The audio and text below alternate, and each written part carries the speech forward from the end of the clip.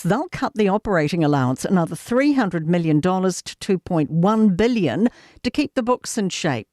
He also spoke on energy resilience, the fracturing world order, and focusing on measured immigration. My message to the business community is that the truth is that when it comes to immigration, when faced with a choice between social cohesion and stability and your bottom line, I'll choose the former every single time.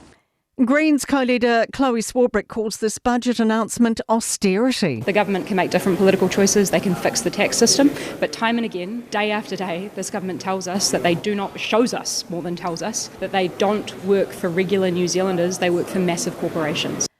A man convicted of bludgeoning a German backpacker to death 21 years ago still denies killing her and is seeking to clear his name.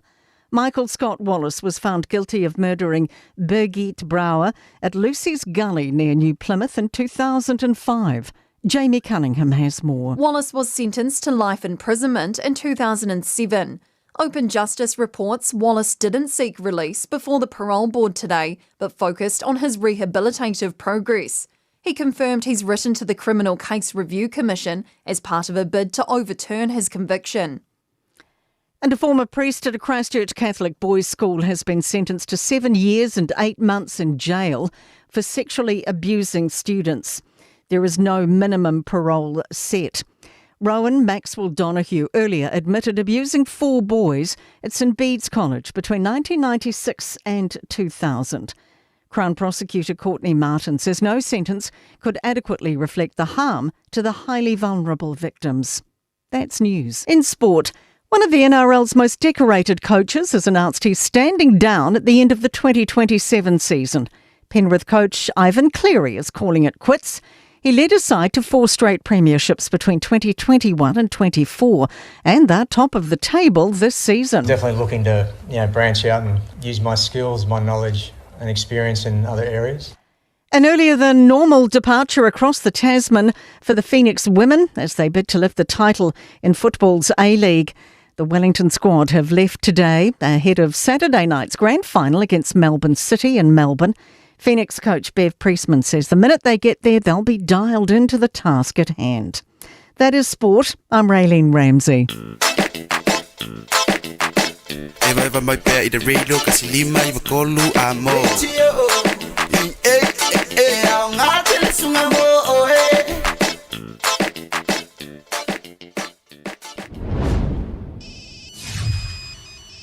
Hello? Mom!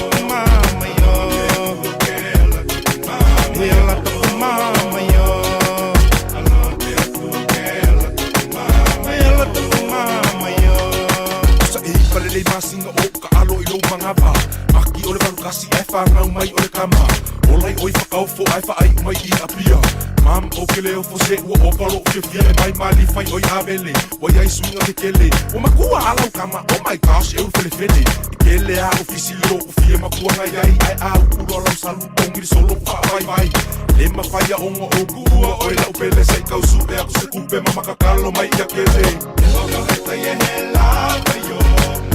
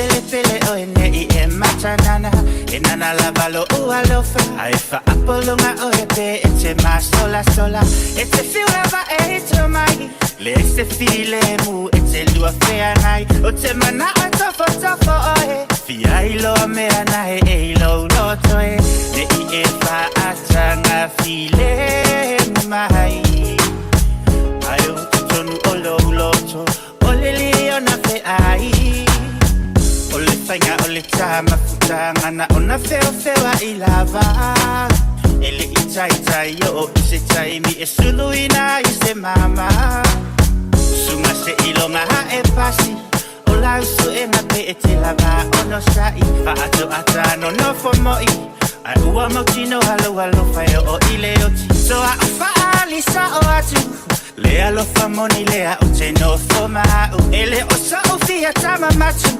Alo o fia manu malo ilo fatu E te fulava e te faali Wana olo u ata ata mo u pati pati Wati leina o to faali lipe A uba ayato e matangi tangi E te fulava e te to atuli Ina ia suya ya winga faali Te to fata fa o ela u hanipe E te lava tatari fa afita uli Baby, I wait deika, I want my yuka.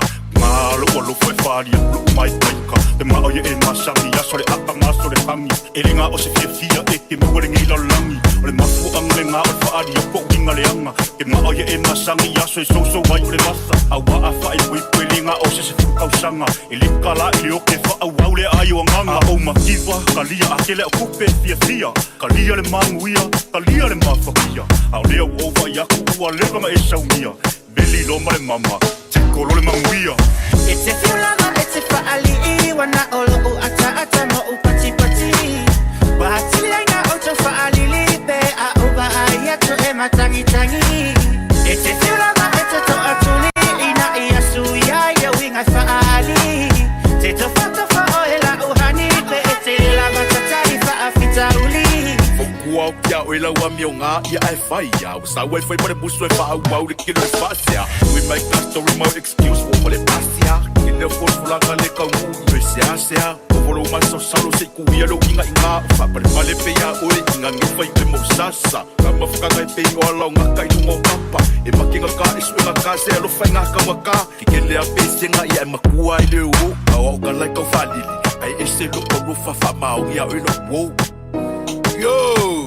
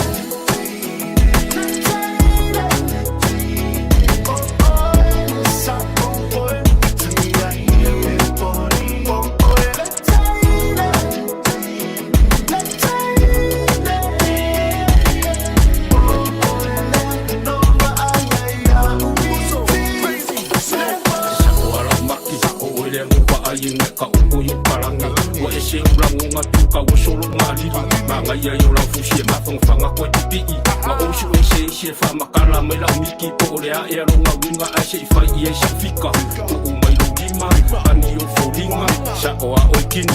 Lai iki kou wale wale mapuangi ro binga. Oh, lale, ave oe find me sing.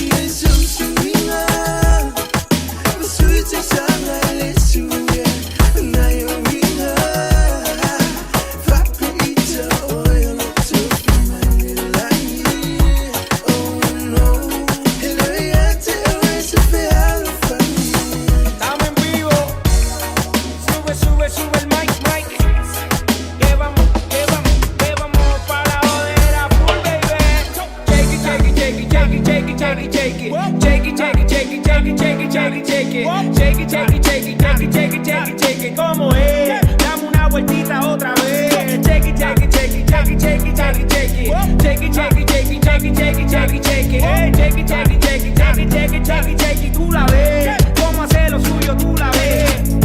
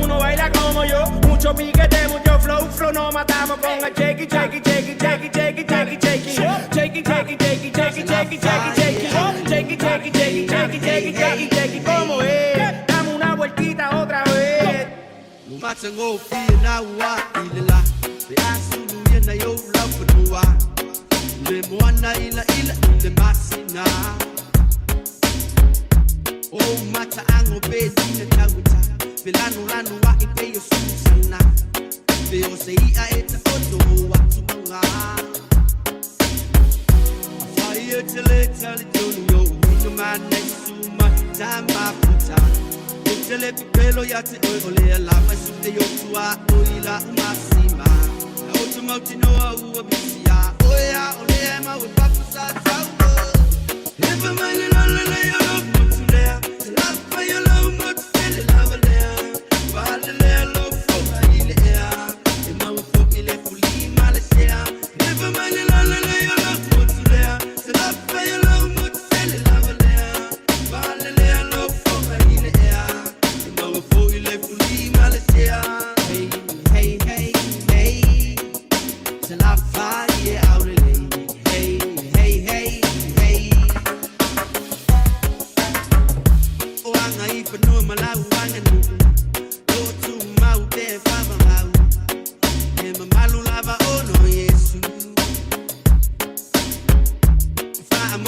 le fai manu vai su le ai si tassi polino mata e pele lava o lo fatu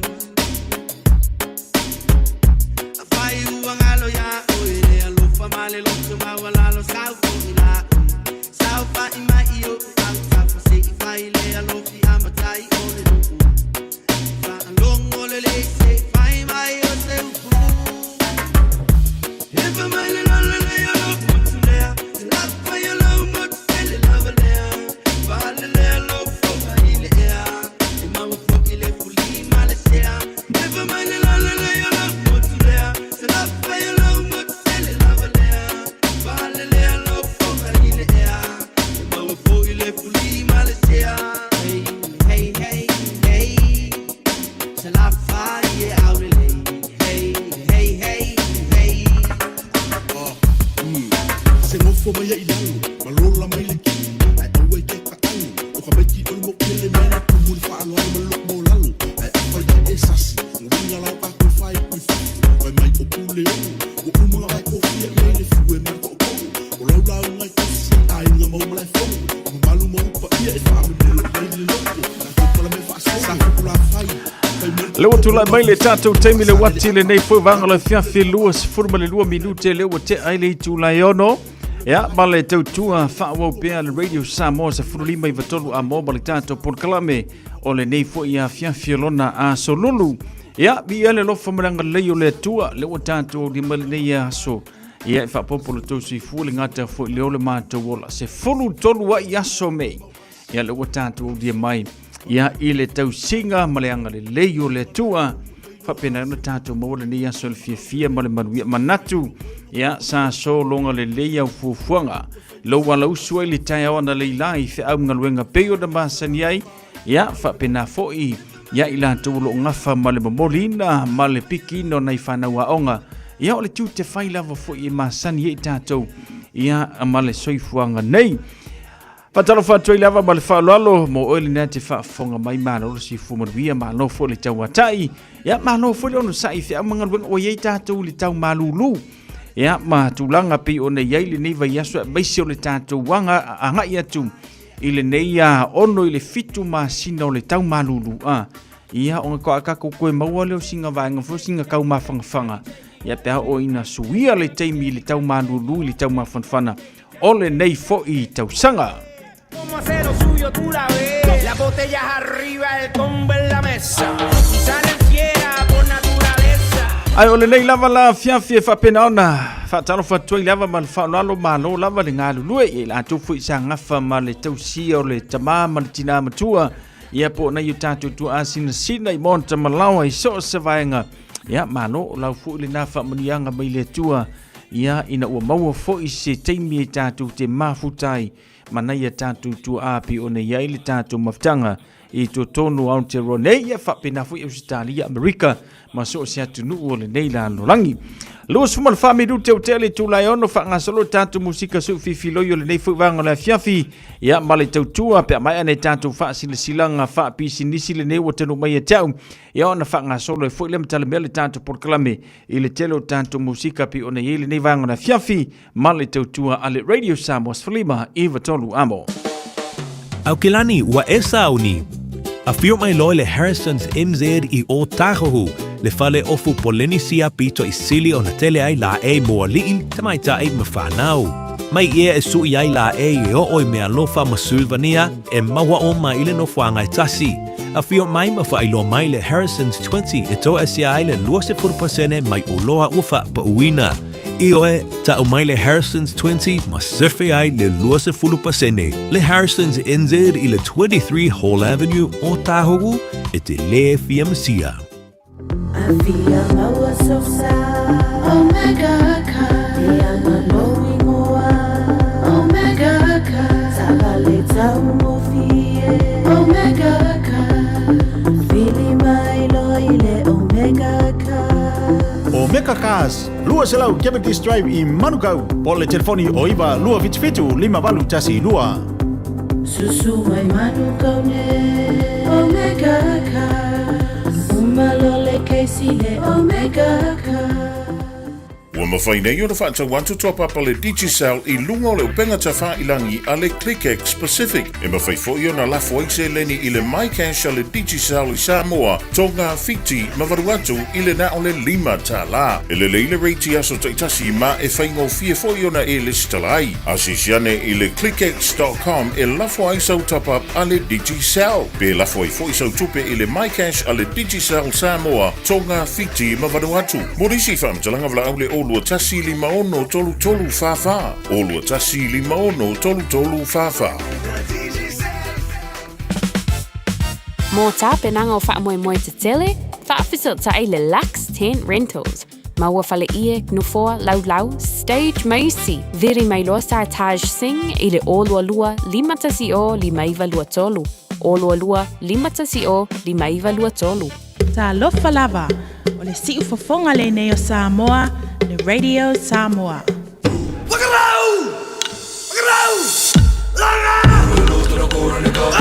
Lawa tula male tatu Jamie Lewis formal 5 minuti o te ali tu lai ono ile nei fuwanga le fiafi male tatu proclame musika mol manava ngaruenga fatalo fantu se uso ya fa fawina tani elu le mafuta melunga le tatu Facebook page malo se fubon wi uso fatalo fatfole uso le va polo Pauli yelu unga pole male tatu proclame manora ngaru brother ya le ngata fole Ricky Fono vai to finger le male tatu proclame moli atu no faanga Mosiona tina ya mau ya I fusi sa fata o I kalo whakamaki o le ainga malos.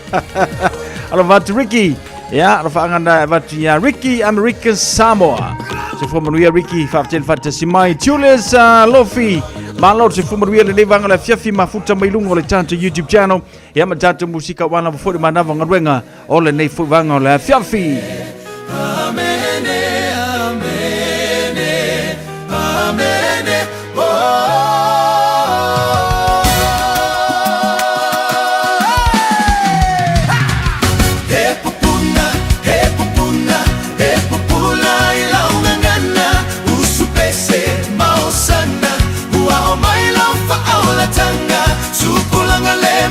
Malama, Esuya, Ilo, Langa, Epopuna.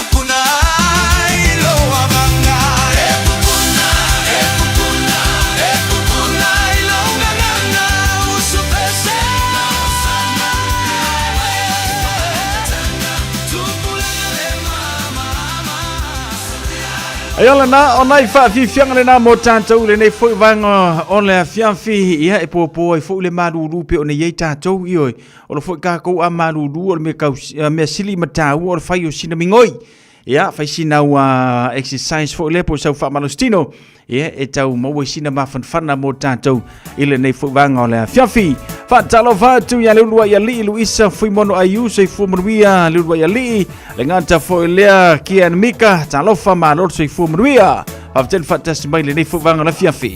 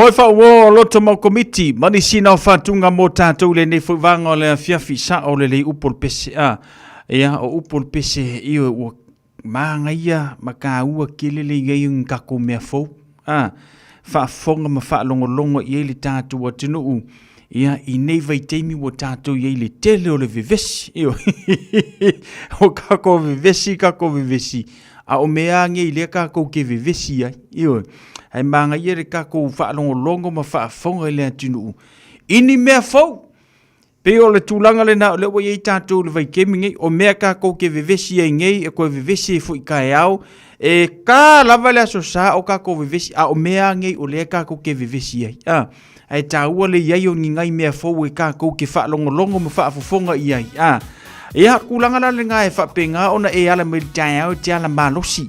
Whai au ngā luenga e te fia e te alu le whale lo iele oli lo loto. Onga ia, e manga ia mea fau e ke whaafofonga ia ima whaalongolongo i rika kawakungu. Al mela le ol whaalongolongo i le kele o le lapisi. Sorry. E umangi wangi ngiva whaasoro a ko alo whai ai. E manga ingi mea fau.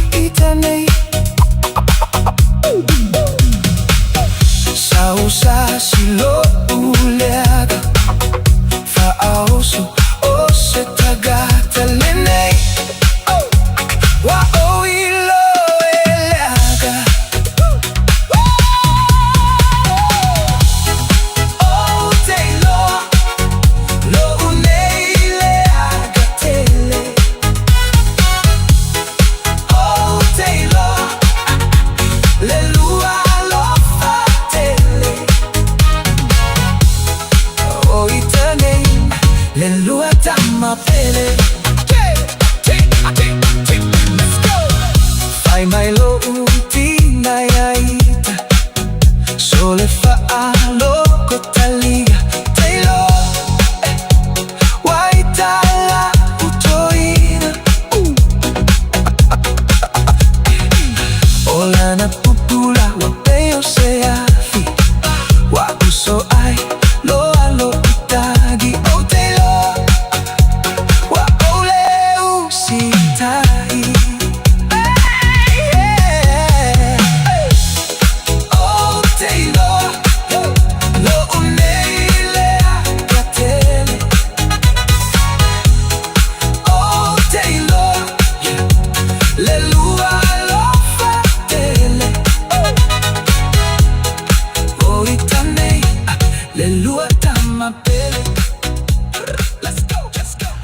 Nai vafifiangana mo tātou le nei vangala fiafi ma le tautua le Radio Samoa sa furulima iwa tolu amo ia wala wafo ile whaafonga mai le tātua tinu nei tātou musika mo le manava o ngaruenga ia pei ona masani ei le nei vangala fiafi whanga solo tātou a musika ai si yu tātou watu tātou tiasia ia lungo le tātou o wala po a mai fe malanga ina le tātua tinu ina watu taula le telo fe am ngaruenga ia pe ona ngapa tia i tātou le nei fo i ansorulu.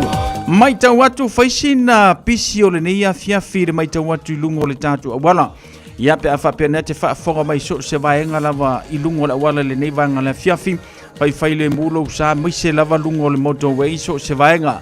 Le mai tau watu mumu wha ansalo ato mai a tātou mori wha ilo mai a tiau ma wha ai lo atu i ate oe. O loo pisi lunga tātou motorway si le nei fo i a fiafi so se vaenga. O loo e uia i le nei teimi. Ia, lo doinga whai le mulo sa. Au e te tau sisi lau sao, wa ai lau sao nga le mu, au a le whao nga ina lau telefoni, ia ma wa ai lau V8 fo lele kere nga kuyo au kafa a, inge kiwa maua e ango o nga maua i leo sau sala. Ile off mai le ia mātou nei manukau, wha ngā solo atu manreua tasi le nā vaenga o le whailo mai, takanini maleanga e kui papakura o inai le whaitu le nā whailava si po loka i le telo a fiafi.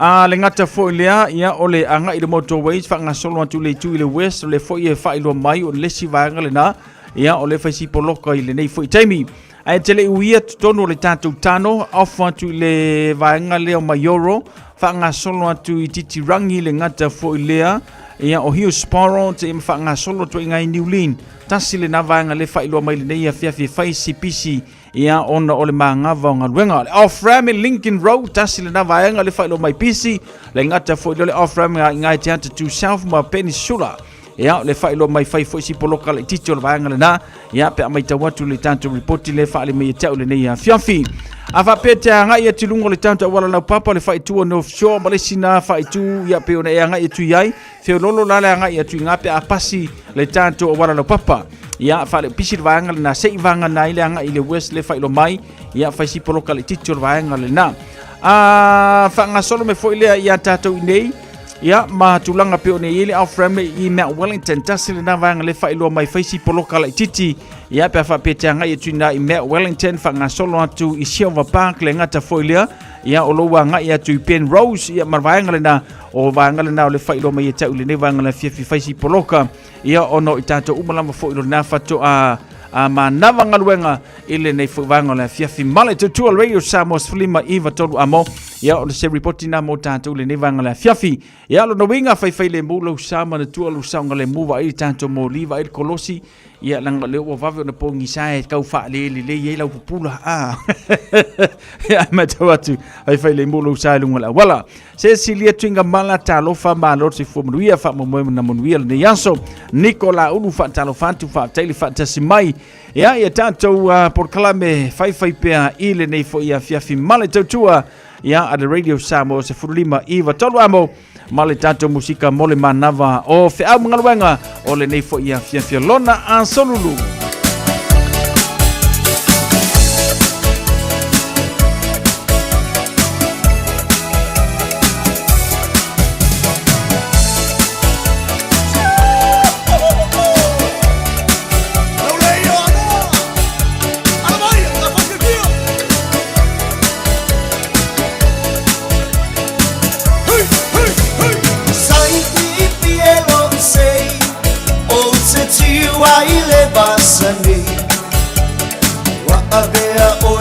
Mitanga ilo uanganga ya Samoana Epele oe ia seau Male manawa na ya whana wau Saifi e o te te unalo o ilo ufasu O whea lava o te aluai E tu pea lava mawa ai Mana tua pea lava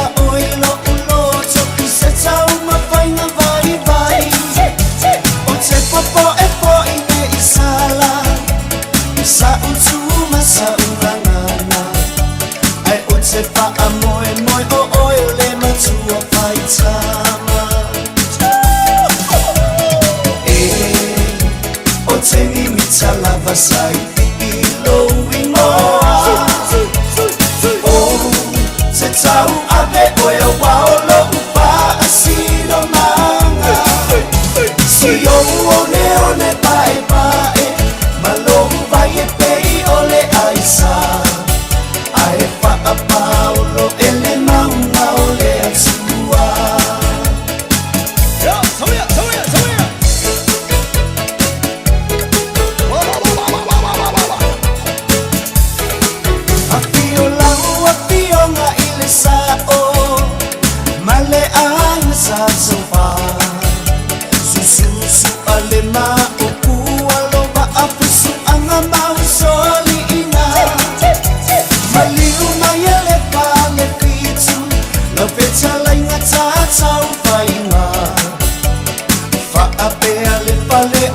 Sale muli anga Elenga lo lava ileanga O au na ale tua Kale vele i matau sunu o longa lulu e ile la mosa Le ilua mamatau aina E kale sia mamona Le apana malea sofitu Pia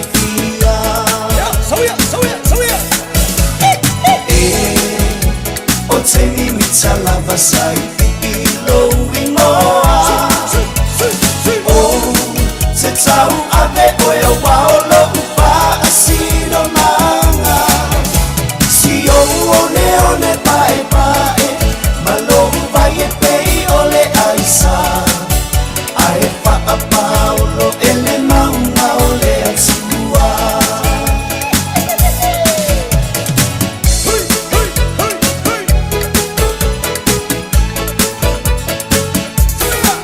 Sai pipi o ua lopana Mo o ele mana mea Sama pana wiso o seitu o le lalo Lanyo e lango na ina O lau tau tua la valena Italian maso o se matata Ia fa amanu ia lea tuo to mamana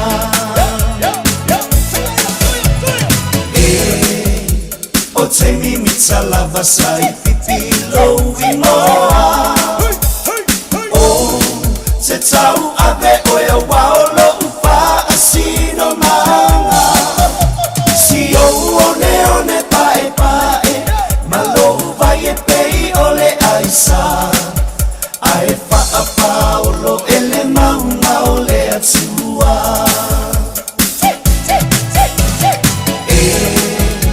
O te mimita lava sai ilo ingoa O te tau ave oe waolo upa asino manga Si o one pae pae Malo vai e pei ole aisa Ae pa a paolo ele maunga ole atua Ae pa a paolo ele maunga ole atua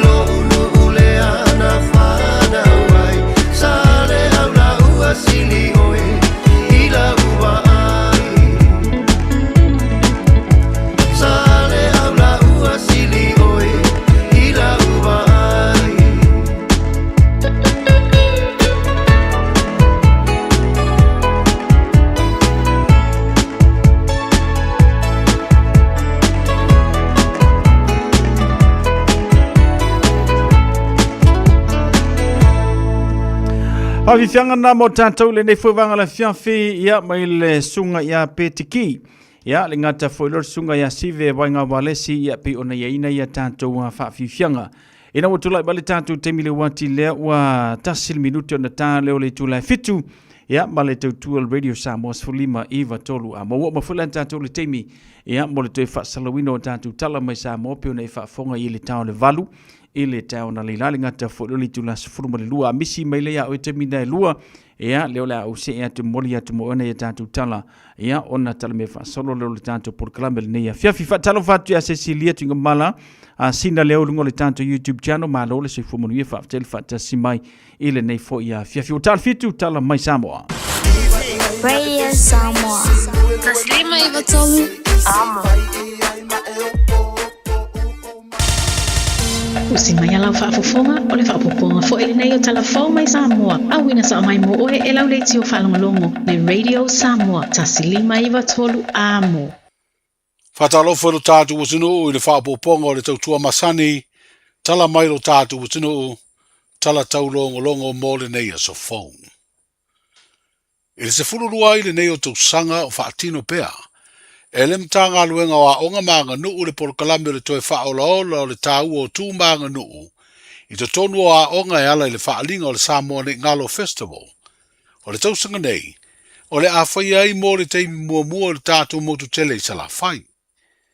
O le stofi le vāsu nei le hall, i a po se mota tele o le aonga mawalunga le Don Bosco i Sali Rolonga. O le awhanga solo ai lea whaalinga, o wha moe a waikoli se valu i savai. O le autu o le whaalinga o le neito sanga hola i laumanga nuu. Ma o le awha i loa i alo ma whanau nisi o tātou tūmanga nuu, e ala i pese masiva. E tolu vaenga tā ua o le awha masino i eile whaalinga, e au fi eile wha tā ua o le vāta puia, wha tā ua o tūmanga nuu, ma le wha tā ua o le ngangana Samoa. O siva ma ulu ulu, o pese whaaleanga nuu, wha pēr ma le taualunga, e whaatino e tāu pou mamana ia, o nisi o vaenga tōngia o le whaalinga o le Samoa ne ngalo.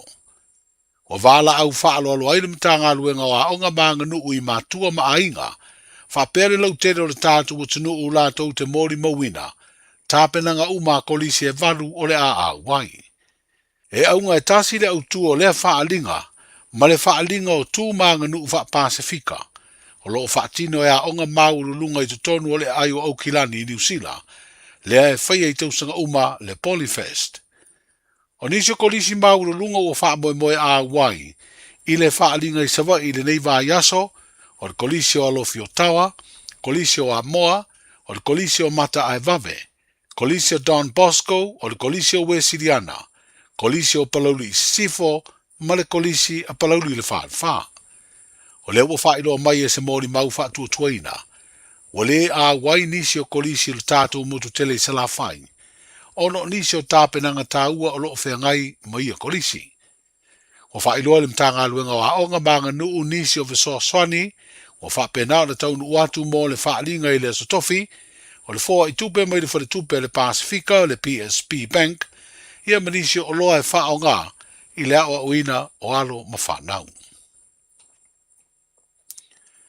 I le tolu aso wa tofaina le malo e whaanga solo ai por kalame ua tapena. Mo le whaamina tuina le onos furfata usanga o le tuto tasi le masina fowa uni. O le ua manino le whaasina silanga whala wa itele, mai le mtanga aluenga o ala manuia pisi nisi maleipa. E na le tasi le aso malo o lo mo tangata uma. O le aso ngafua le aso mua uni, o le aso malo o lo lea e wha maruai, le audia o le tuto tasi o le neito usanga lua o duono. O le porkalame le sisi ngā fua e amate le asfuraile luas furu iwa o me, i le solo au ta alo le atau si ni oi ta longa ese, le ua whaatu langa mo le tuto tasi. O le asto na i tous furu o me, o ta lolo ma le tatalaino le ofisa fau mo ngā luenga i tautu ai le fono a wafa i tu la fono. O le aso sa tous fu tasi, o le sauni ngā lotu o le tuto tasi, ai aso ngā fua ai le aso mua iuni, o le sauni ngā masani o le sisi ina o le fua, lea e whai ai ma le lenga wha amanuia le fionga le ao le malo, ma savali wha alo ano. Wa iei fo i wha fia fianga o wha tūlanga mo le aso, ma wha awa wai le aso lua, ma le wha moe mai ai le aso lulu le aso tolu o iuni. E te tala pisi nisi le so malolo, ai mai se lava fale o loa, pe tai e leo manino mai pe wha au au ngā luenga masani, i le vaenga tū maoti le asolua ma le asolulu, leo le a wha au au wai por kalame o le tātou tūto tasi. O le awina atu pe I whafo nisi o ngase mai Samoa, mo le whai o tonga fitinga ma wha o popo I pea tupe wha alu I lea por kalame, o sila I neire malo e toe asiasi le tū la fono, e ngā luru e whatasi ei pūle ngā nuu male malo, I le una I o por kalame wha le soifua malo roina. O le wha moe moe o lea tūlanga no ua wha lia le pāle mia o tatau, o na toe wha malo sia pui pui ngā le soifua malo roina le tunu umai ngase le pipisi, e pei o le suka, toto maurunga, ma ngase o le fatu. Wa wha iloa le fina ngalo le teitai o le malo, I le whailoa inga talua I neima le whasenga o tūsitala ina ua pāsi ai e le kāpeneta, se isi tupe wha au popo mō tonga fitinga o ngase I atunu I whafo.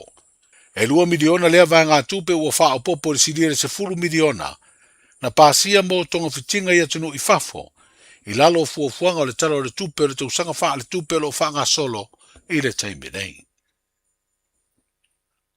Wa iei nei fuafuanga le a whaatino I se sauninga I le asolua o le masino uni, I le taimi o porokalame le sisi ngā fua, le tau au ina o whaamrianga mo alo ma whanau o le atunu ua whaamanuia ina I tau vanga o ta longa whaavao malo. E ala lea I pine na manu malo ai. O whaidoa lea fuafuanga le teitai o le malo I le tuana I ai. O nisi o ta longa whaavao malo na masi I ai au ta alo le atunu. Ma wai pine aulo, pine siliva, ma pine apa me mea. Ia me se ta longa si ua mea ma mafa le langi.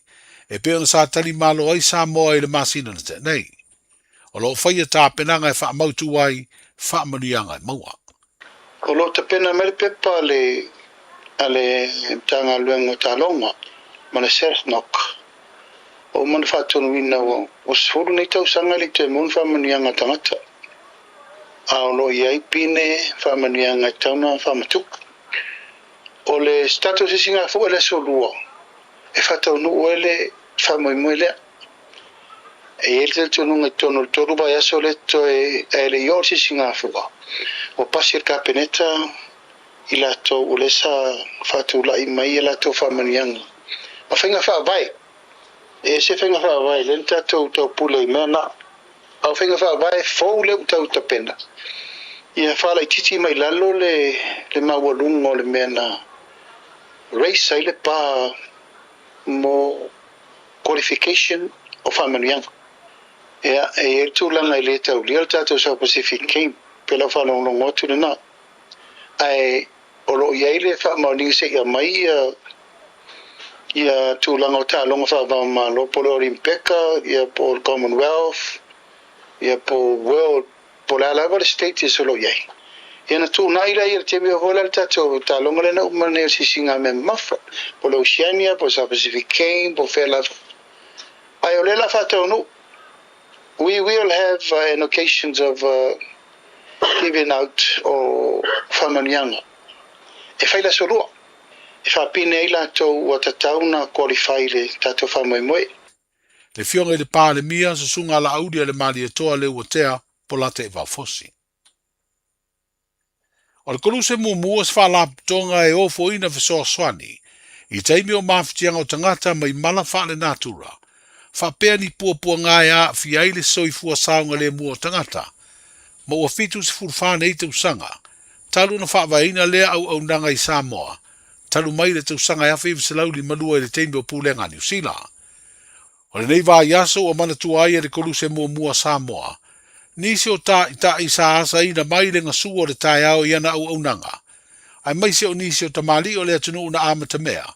I le taita ia leo le whalaptonga ina ualoa ia. Le koluse mua Samoa I se tu la fono na pasia. I le tausanga ia whiwa se lau I watolu. Stasio tamali ina urua I avema pele stena le whalaptonga. Ina ua tuto tasi mai le taita inga le koluse mua New Zealand. O le tofa I a whaleao makasa ponu. O se tamali ina te le tausanga o ia taita ina le koluse mumu. Ma o a whate tele ia ofa ma vale lia o nisi o mala whale natura. Na pito tele ai le sao le whalaptonga I fisoa swani. Na tu ina atu le tātu utino. Na wha awau ia fesoasoani e isi fo i tai o wha la tonga o lo iai le teimi nei. I nisi o wha vila me wha le nātura na fiai Samoa, e pe o le tsunami le tausanga i luafe ma le iwa. O le vai o se nei le wha manatuina le kuruse mumu, o le aso wha vau malo le wha la tonga le lorangi, wa wha tino ai ma se tasi o ana au nanga fesoasoani, o le tuina le o toto mai le lautere o le atunu e fia ofo la tu toto, mo ngase ngase, ile au nanga mtanga luenga le soifua manolo ina. O lo mana mi ele mtanga luenga le fesoasoani, ona ua wha i titia, paina toto e wha leo leo mo ngase tinga ina. Ai maise onisi a fia leona ma le soifua, ini wha lave lave. Tala i ore nei aso, soifua. Pui pui lau a inga i le tau malulu, au e te whaatali. Whaatonu nei loa lau tui ar fulu, a whai ngono li mau tau sanga pe o vatu, pe maua o e singa se tu mau, mai tanga, po maua fo iso walo i singa se tau manawa. E ma whai o na whai e fua lau tui ar fulu. Tanga ia nei le upenga te whailangi. Book myvaccine.health.nz e vave tui whaingo fie. Mo whawhesili manisi whamtalanga. Really mai le vaccination helpline. O valu se lau, lua valu lua iwa lua ono. O valu se lau, lua valu lua iwa lua ono. Po o le fono. O valu se lau, tolu ono wha valu. O valu se lau, tolu ono wha valu. E siri le puipuia na i lola tonga fitia. Whai nei lola utui ar fulu. Lang malo sino le tātou pon kalame te whafoi le tātou tenu ia le tātou tala mai Samoa pe o de ili nivang la fiafis. Fulu minute o tele tu la fitu. Te maua sisio na whapopongo le tu whaasalawina o tātou tala mai Samoa le tau le valu. Ile asoa tai au pe a tātou au lia i sola ma se malosi mai le tua. Ia e taita ina tu ele tu soifua. Ia maiso le au whengaruenga ia pi o na ili tātou pon kalame. Ia ma le whaafonga i le tātou tenu tu whatasio o tātou tala mai Samoa pi o na masani ai vai aso teitasi. Tātou se le tātou porkalame se vainga le tātou talo le taun whanga solo whono le tātou porkalame a bisone le tātou musika o le nei fo i ansolulu. Ia ina ua mai ale telo whea mngaluenga sa whea ngai ma le tātou tenu whaelo mai se furuma le tolu tikiriro na marulu. Le ua plansi mai mo tātou i le so, ia se furuma le valu na mawhanwhana. Langi ni leile talo le tau mo tātou i le so wanganana i puoa le ngata wholona i timunga laiti. Ia na ta ulu wawasoloa i nisio nuu tutua oi peo na iai le nei wanga la fiafi. Ole tulanga nao le tala ole aso le aso tofi le aso atai ole whamawina foi. Ia le vai foi nei puoa la iti ole a fiele talo le tau mo tātou lo na malulutu mau pes furuma le tolu tikiri. Ia mana tibunga la fia ia batele la foi na langi le leile talo le tau mo tātou le aso atai lo na aso tofi. Aso Faraile tulanga foi na le yeli tantu talo le tau mo le aso Faraile se furuma le lima lo na malulu fa lo mai mo tātou le aso Faraile lu se tasi lo na mawhanwhana langi le leifo le talo le tau mo tātou le aso Faraile fa ngasolo atu ile fai unga o le nei fo i vaiaso. Sauni sa whainga malanga mo le tātou tunu o Samoa langi le lei nisio teimi mo le tātou talo le tau mo Samoa. Ia lua se furuma leiva tikiri lo na vevela lua se marwhalo na maulalo pe o ne iai. Ia le talo le tau mo Samoa. Le aise la pata inga o whapenano whailo mai. Ia lo solonga le lei le talo le tau mo Samoa vanga na nisio teimi.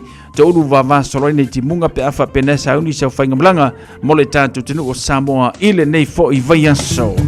Ngatai whalo le tātou tenu sfun fitu minute tān fitu le tai ansua le ngatai whalo au kilani mau mali atu le afar fitu le po afiafi o le so. O ne hanga whamawina ine nei fuwanga le fiafi se furuma le 5 minute te le tula e ono i le tai ansua le ngatai whale mau mali atu ile luas furu 5 minute te le ono le fiafi o le so. Whanga solo mai le ngatai whale mo matu nei manu kau hens whamawina ile 2 minute te as furuma le lua ile po na pe mai le ngatai whale sua ile luas furu 3 minute te as furuma le lua ile awauli ana leila.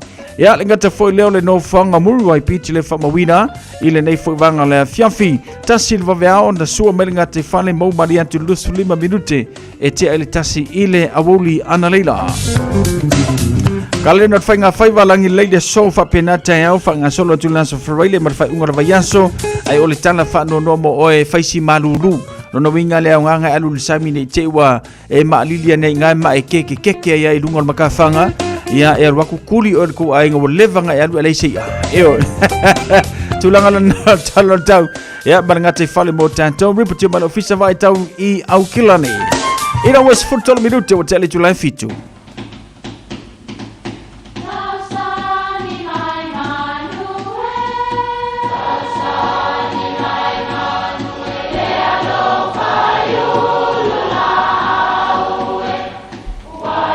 o fanga manu i ululu o la au, awa e fafanga i funga o la au. A o le tangata e fafanga i upu matala. O le mafileo o alanga upu mamuanga ngana Samoa maona whaapongai e a fua ilo na sio mianga. O lona lea sao i le whaatufunganga o le iloa whaale aso mai le tautua se ia o ina pule. O alanga upu mamuanga ngana ua lanto mamanuina le tō whamanino a Samoa mana tua foi e tāo fitau muli le atunu. So sopo le manu vale i le whangatia. Ao o ina no foia li seu le atutia mamanta i tū le tua mawhawhiri malai. Whai mai le tala e masani o na whelele ia e ai ma manu vale. O manu vale, o manu ese ia, e le o ni lupe. Pawale manu lae whaantali e li seu, o le lupe. A o isi manu, o manu ese po o manu vale. O upu e whaamatala ai, se tangata ua oso vale sona manatu aile i tau o na tautala. Ia, po se la fonga foi ua sala ese male mata upu o lo tala noa ina. Whamalulu antu i le tātou mawhitanga a whaitou te whaitau ua so sopo le manuvale le whangantia i so ulangona. Ia ona toe whaafo i mailea, a wai tonu lava le tangata ia i lona manatu. E mawhai fo i ona whao ngā e whaapo ia i pa ia o se whasilo whainga. O te mua i tapui pa ia o le taiao ma le aso. E popo e ne iso sopo le manuvale i le whangantia i lau whaafafonga ma lau mai moa mai. Ia manuia whaasonga le nei aso Samoa. Ta alofa Samoa, wau le nei o kāsputi alu, a wale suia le ngila wau le kio. A eva mai ina se fudu lima iwa kolu, a mo, Radio Samoa, vevela a.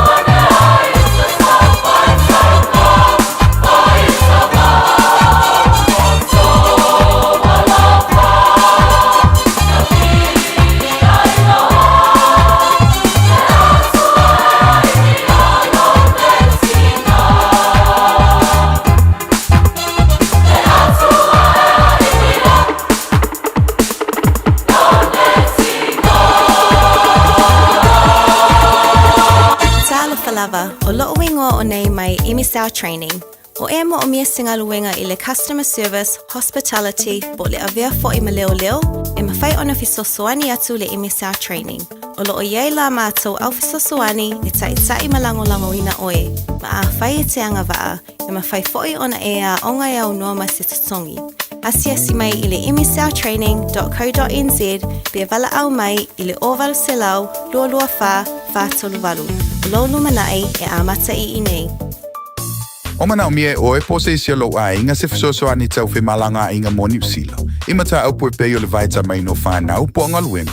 A whaia lau tali o le ioi, wala au loa Ken Ferniho o le Fern Immigration Services. E iaila na lai sene, ma o silia ma le se funu lima tau sanga hola na tau tua. E toa tele tanga tau o fisoso ani iai Ken, ima ta upu tau fe malanga inga. E awhia ima ta upu na o atu le tribunal, ma apili le minister. Tanga iana e le Facebook, ma le upenga te whailangi i moli mau. Mo nisi whamtalanga, wala au mai le Fern Immigration Services. O luatasi, tasi lima tasi, o lima. Uso. Oso. Son, fe o kausinga iau makari i la manga iau lau ka vali fou. La boi a museo uso. Bag. O le Enterprise Motor Group man ka. O uso iai kai awangi. Lei yang whakamoe lau whainga duenga. Ai o aku rea fia wa show lau ka mai runga lau ala. Pa o ma koe ngā ka vale. Piki apu SUV, van. So koe ngā ka vale ha. O wheet whaitawa.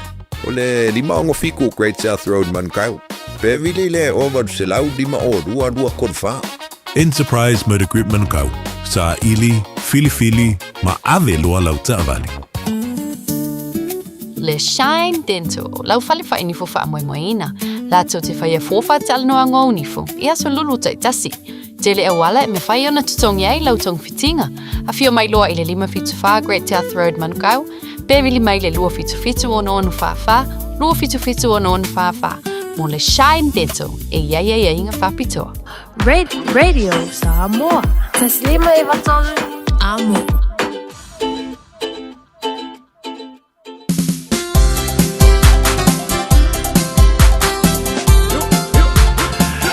Lus fuma le 2 minuta o tele tula fitu fatalo fatu tira sa ene manor se fuma luia le lua ia li fumono ayu Cecilia Twinga Mala ia le ngata foi lea fatalo fatu ina ia tatu paanga pet mau mali tatu tutua le nei vanga le fiafi Nicola Ulu ia ma to telo tatu paanga le nei fu vanga le fiafi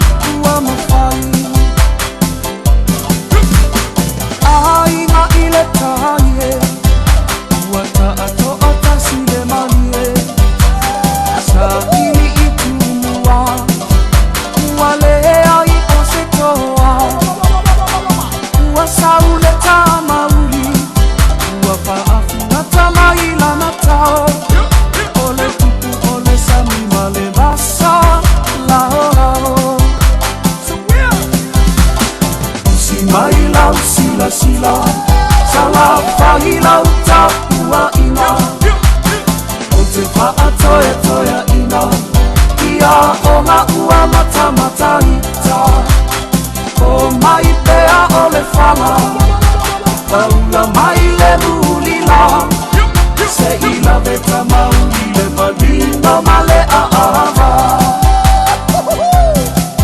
Se ila beta mauli le malino male aava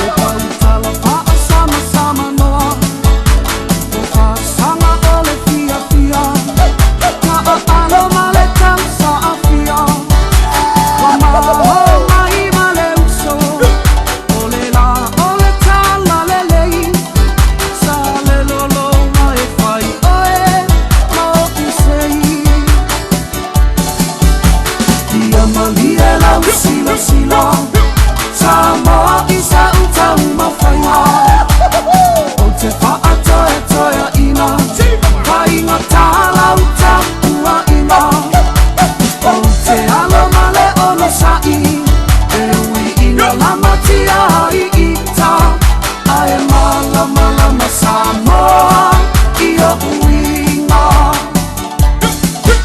Ae mala mala ma Samoa Ia uinga Ia mani e lau sila sila Samoa isa utau mawhainga O te whaatoe toea ina Kainga tāla uta ua ina O te alo male ono sai E ui ina lamatia i ita Ae mala mala ma Samoa Ia uinga Ae mala mala ma Samoa Ia uinga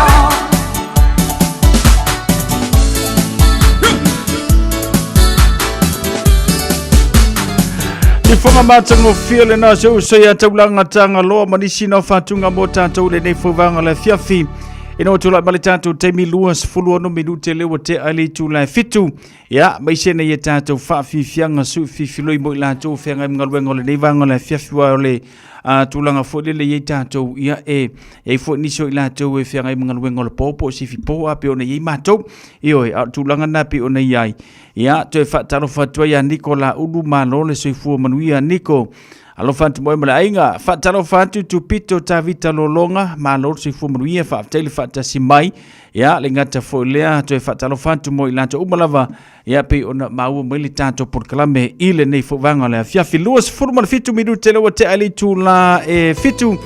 Ia, whangasono tātou whaafifianga su fifiloi o le nei fōvanga le fiafi. Pera sau kuka le ngawe mingo iai. Ioi, kuka kama foi lele o kau o le maruru. Ioi, nganga umanga ke malos. Alo kama foi lele umanga kiri o le fanma. Kai lo iei pe ko ya ngalu pu al keminga fa pe nga ki fie le uru pu. Manga ia, oso iei kako. Pingi so se mela ngole o maruru le kau. O te whaatu saina O e o se tio a tamamora Fia tau atu o so ulangona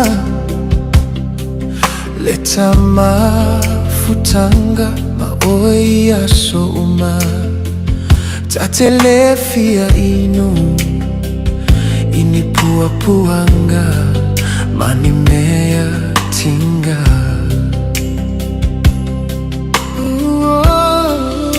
Sao ia oe uatasi ilo ulotoe Ole lunga olo ufa amoe moe Olo ualofa e tu maupea Ele mawhai o na toe whaata whea O alava ni mea e tutupu mai Le tamafutanga o te lefa avai vai E tu maupea ma o e lau au E oi i le whavavau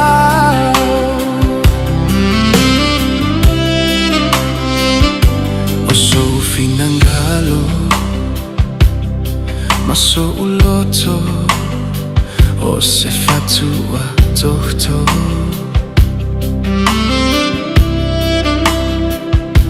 O omo omoga Ia taunu Ila taiwa faingao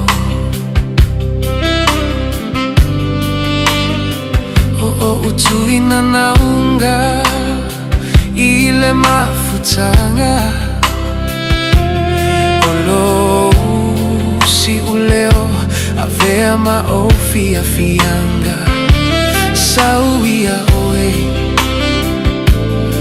Uatasi ai Lo John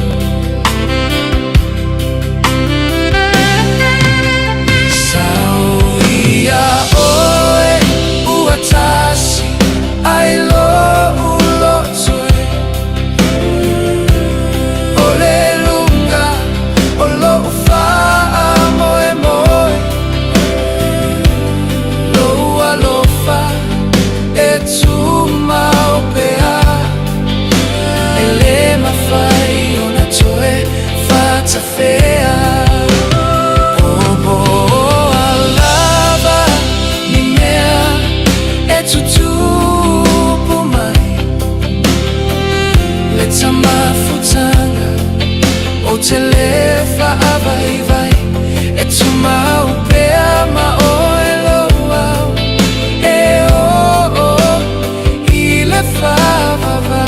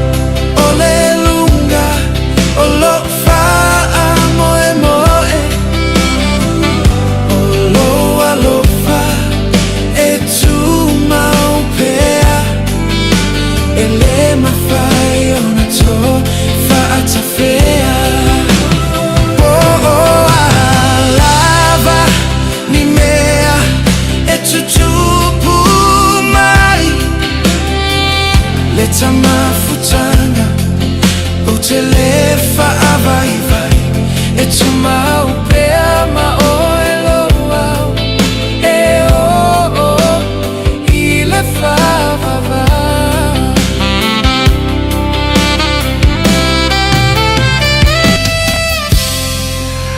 Elena nai whaafifianga mo tātou I le nei whawanga na fiafi ia le wa makang kasu e mai e si vai ngai el kako kama pese le lua ia li wa e sa falo wa alo vatu ia tātou musika le nama se uso ia watala ulu pe ona whaafonga me le nei vanga la fiafi ia male tautua le radio Samoa fulima I vatolu a mo. Ya, le ngata fo le awalo fanto I mo la to ro fa pena ona fa fonga mai tonu fa fenga ma lo le nga lui. Ya te lo si taimi le lei fo ni taimi nga lu le taimi tau na mafuta manai ainga manai fa na pe te yane. Ya, e tau fo le tato wo tato te nga lu a. Awali te singa ona ye tato ainga fa tasi ai ya ma vaenga te tau ona a tutongi o le nei fo ia tunu. Ya, ina wa luas formal 50 minuto na talo le valu. Matato fa fifianga. Ia o le nei fo vanga la fiafia. Mai se o le tutua ale radio Samoa se fulima I vatolu amo. Ile nei fo vanga o le fiafi. Fanga solo la tata musika masalo le tau le valu le fa tasima ile sunga le manul malo pe mo se mavano ne fiafi. Ya mo le tata por kalame o oe male tunafono. Malena singa wata wasoal wata mawosata mafai maile neiwa Amalo tamala tofa le famo e noi sala vasia lo watano ole la ole ona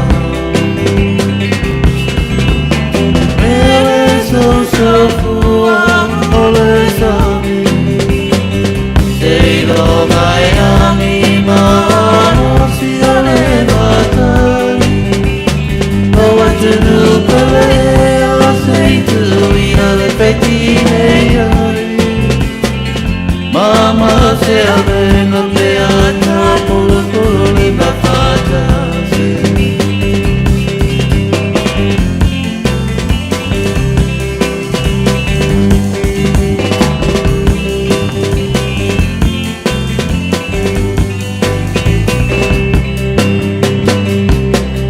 Tatina peoni o fieta te toa whae aina si o tatua tino Wale tu ono ina ne ala whole tupu o tupu Ai soia e te whai upo Ai apo ane si o tatua gano Mana tua whai le tawa e mama e si o na ko So fua ole sami Sei lo mai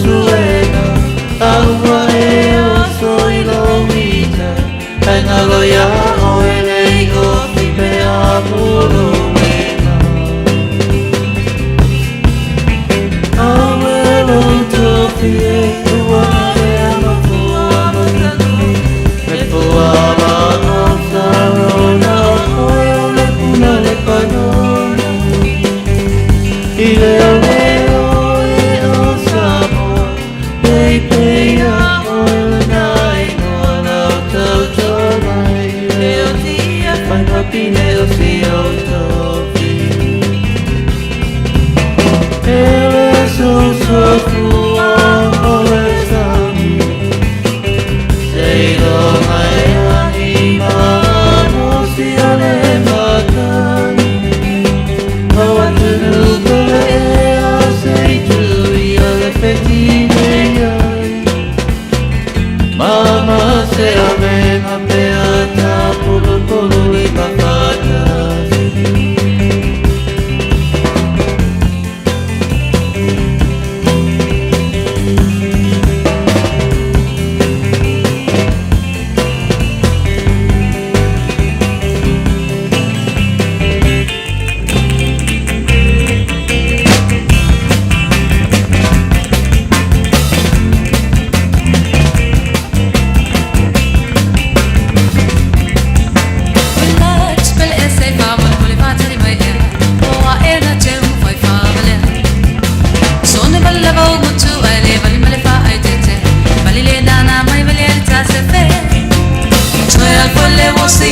Se lo go e o ti, le mna sa sui le ngai au mai le sa.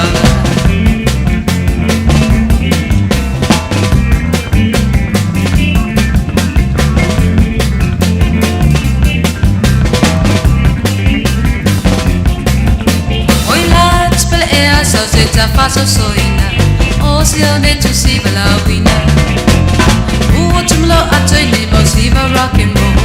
I will go there o le papio. 12 foi le vosi, se lo go e o ti, le mna sa sui le ngai au mai le sa.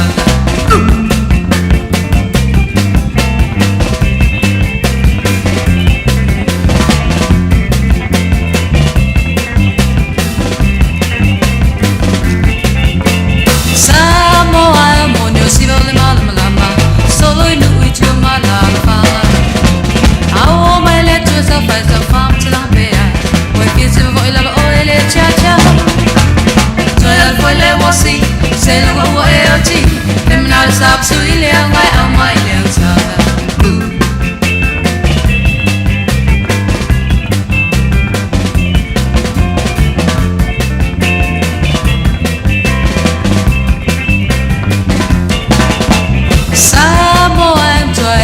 Le vosi, a vuole faccio mon le oseoli. Maia e si mai be was si mai say to. I joy my lower for finish. Joy al for le vosi, se lo e oggi, le mna sa su ile ngai a mai le sala.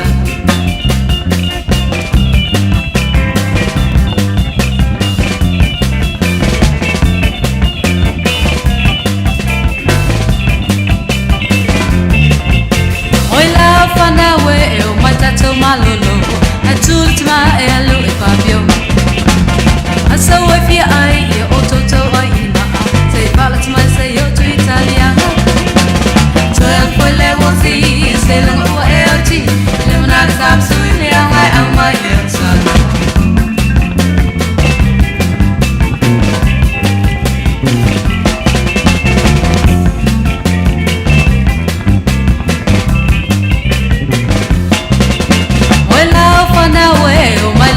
fatali se io vuolo si fatali a te ne lo ma si ma te va così vuoi per te o e o te le langi cioè al folle vosi se lo go e oggi le mna sa su le au mai le sa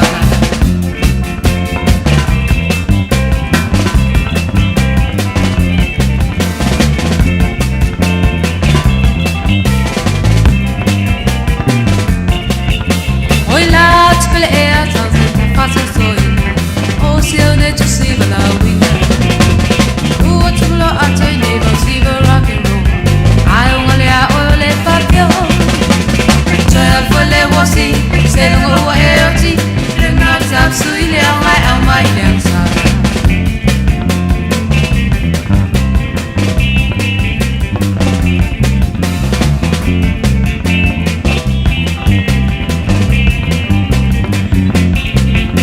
oi la spele e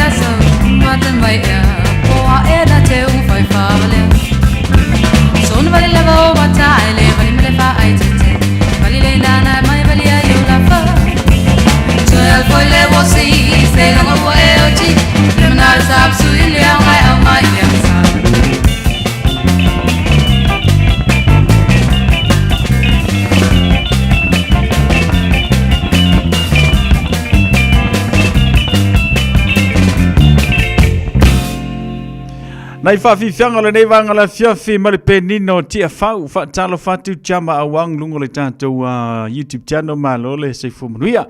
Ia, manatu nei manuia o emale ainga le ngata wharana i tātou o manai pa anga pio na masani ai. Ia, le tātou por kalame le nei fui wanga le whiawhi. Nei e tātou whaasila silanga ia ona whangasolo fui lo tātou musika. Ola nei fui a whiawhi.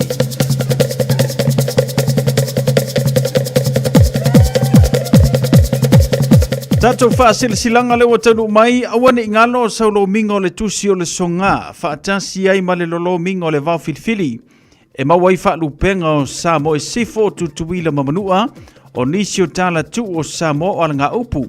O le matawhai o ia le matai le whainga o le whaalavilavi pei o le whapaiponga, ma liu o le o singo a inga, whesila whainga o paolo si i whaanoano whaalanginga le kalesia, ma le telo le ngangana whaalolonga. Fitus folu tā lalo na tau, na lo official of Radio Samoa le tolu pa tolu ona Hopewell Avenue Manukau e te mawai. Monisi whamatalanga, pala au le lua na lua tasilima i vatolu, lua na lua tasilima i vatolu, pe tangai ane i le shop radiosamoa.co.nz te whaima yeisau oka.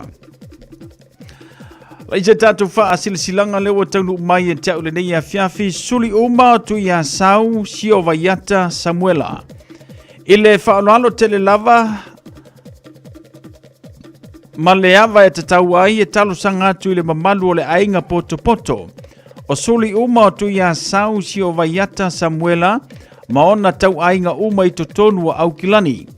O le awhaia si tātou whailo inga mua mua whale ainga i lanso sifurumare luo melu o luono, i le manukau mo le talano aina o le tātou wha moe moe a iuni luo o luono i Vaisala. Wha mole wha afsota i maile numero le o lua tasi wha fitu, iva tasi o.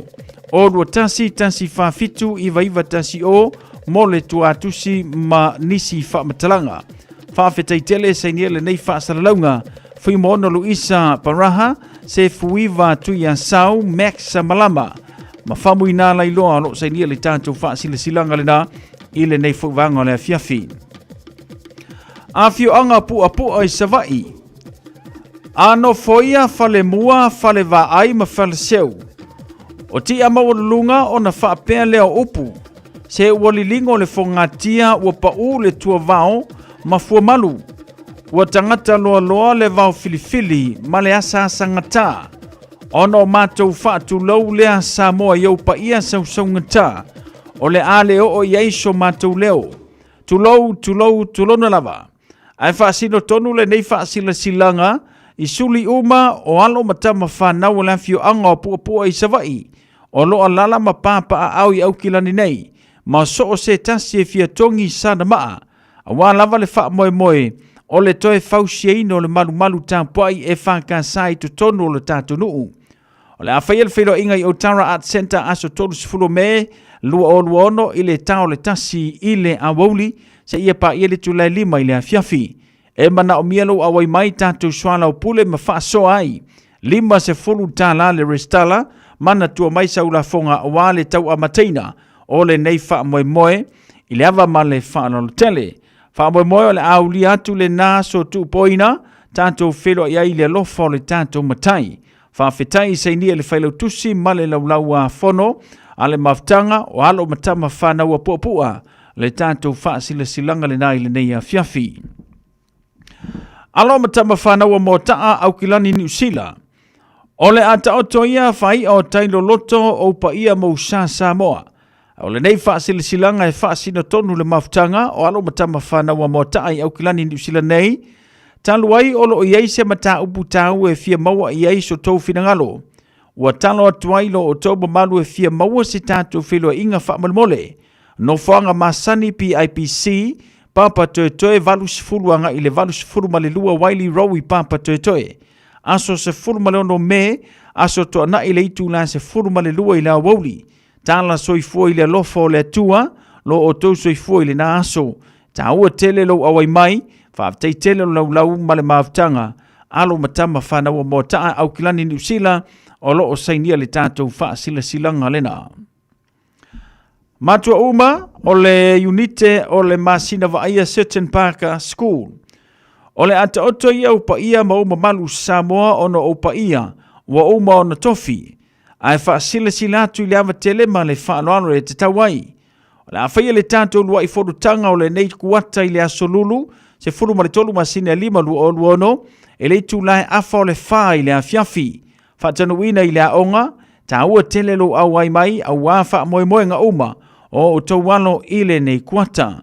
Wha manu atu le atua i tiu te mawhaiva, o lo o tau whianga iai.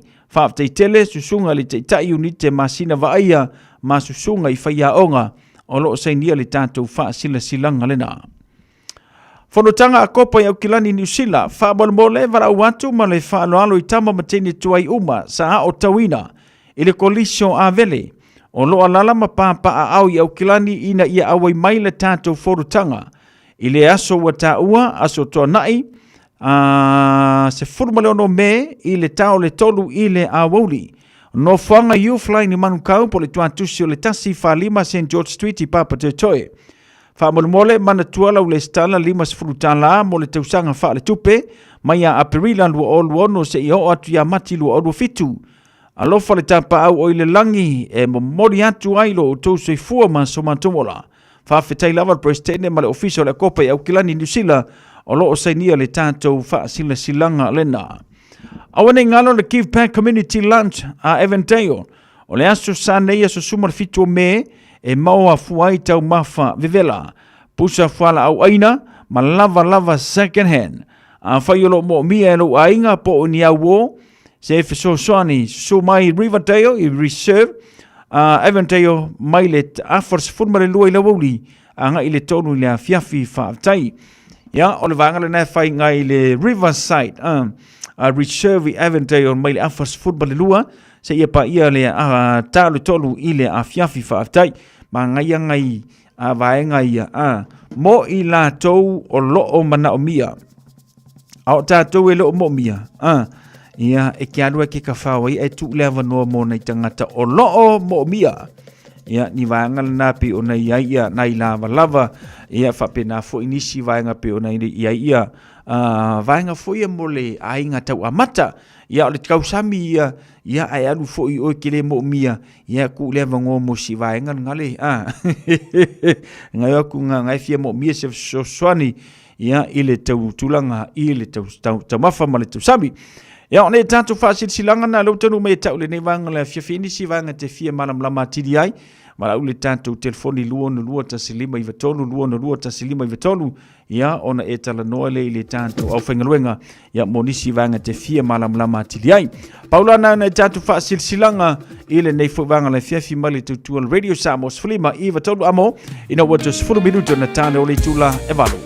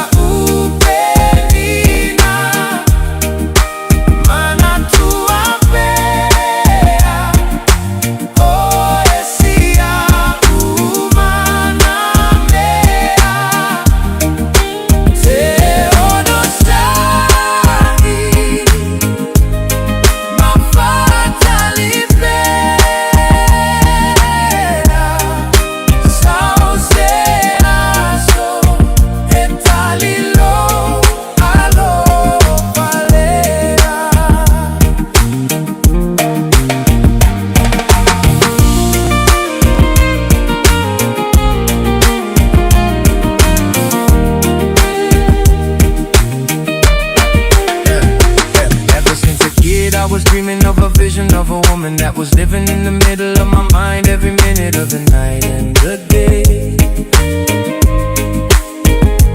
Never really thinking anybody in the world could ever give me what you give when you look at me a particular way. You the light when it's dark and the spark in my heart when I'm falling apart and I'm calling your name in the rain. And I'm praying that the love that I'm holding and hoping is never gonna fade when the pressure and the pain remain. Yeah, I'm thinking about losing you, feeling the blues if the wind of the world ever carried you far away.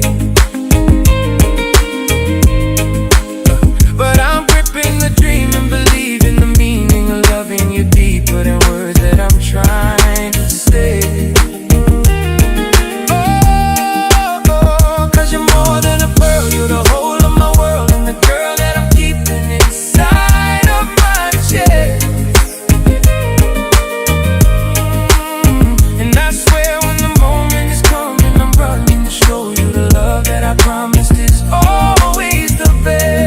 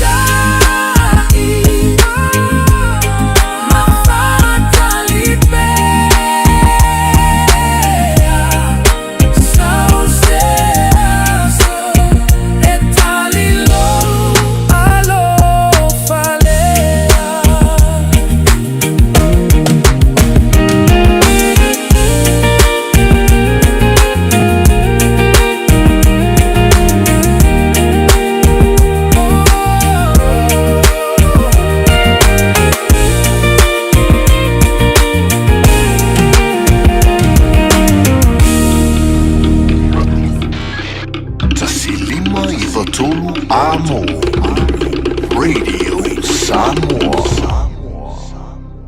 Hey, don't be that guy or that auntie ignoring a sore throat. This isn't just some drinks and lemon tea in your sweet situation. Untreated sore throats can lead to rheumatic fever. Nobody wants that for their family, eh? Go get your Pepe's sore throats checked at your GP, school nurse or pharmacy. It's quick, easy and most importantly, free. So come on, whānau, This summer, take care of your tamariki. Get it checked and get it treated. For more info, hit us up on socials at Stop Sore Throats or visit stopsorethroats.nz.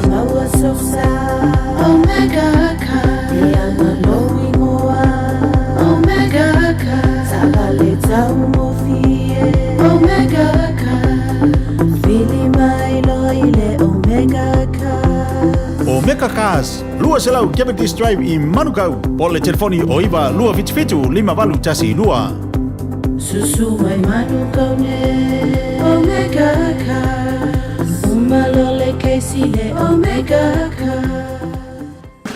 Sunga o whenga whakao e lo kawale fō maunga Max Ila. Senga o ka amilo e o kilangi. Mo koe fōi mai lava i o Tara i le Tire World and Auto Limited. Lea e mau aiso skoi ngā meg ma pau kawale. A ole me Pico City. E ngā le lua lima ka alalwa ia so le kokongi. Le Tire World and Auto Limited e te maua i ta avale ma pau tau ngofie ia New Zealand antoa. Mo fōi se ti mag wheels mo so se tu ai ngā ta avale ma le telo isi au unanga. Warren Up Fitness i le na ole se fulu tala pia i wha i lo i eina e wha afafonga le Radio Samoa i nei wha abitoa. Talia wins quotes, cue cards, maisi. Walang Lole Tire World and Auto Limited i le lua fitu tasi tolu o mo pau ta avale. Po le lua fitu wha tolu lua o mo le whale inisinia. 24 hours a day, 7 days a week. Radio Samoa streaming live on www.radiosamoa.co.nz.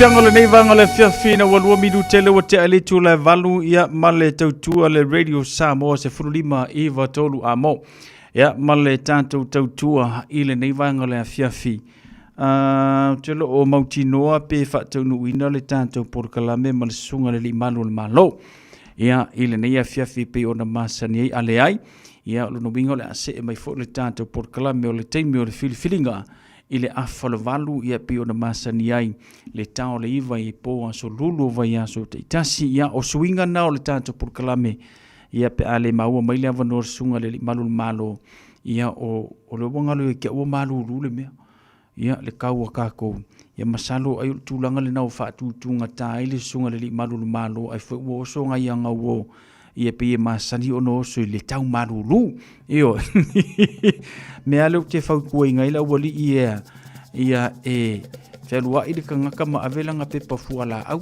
io te no le tau malulu ia le leile nga e fai makua iai ia pe alu fo ile le nga luenga o fa longo aku ki nga ka puvai wa e pe o nga e maka onga kinga fa solo mai ka pulima ia matulanga pi ona ile ma ilo le ngase le o le stumpa ia fa sa mo le stumpa o le ngungu io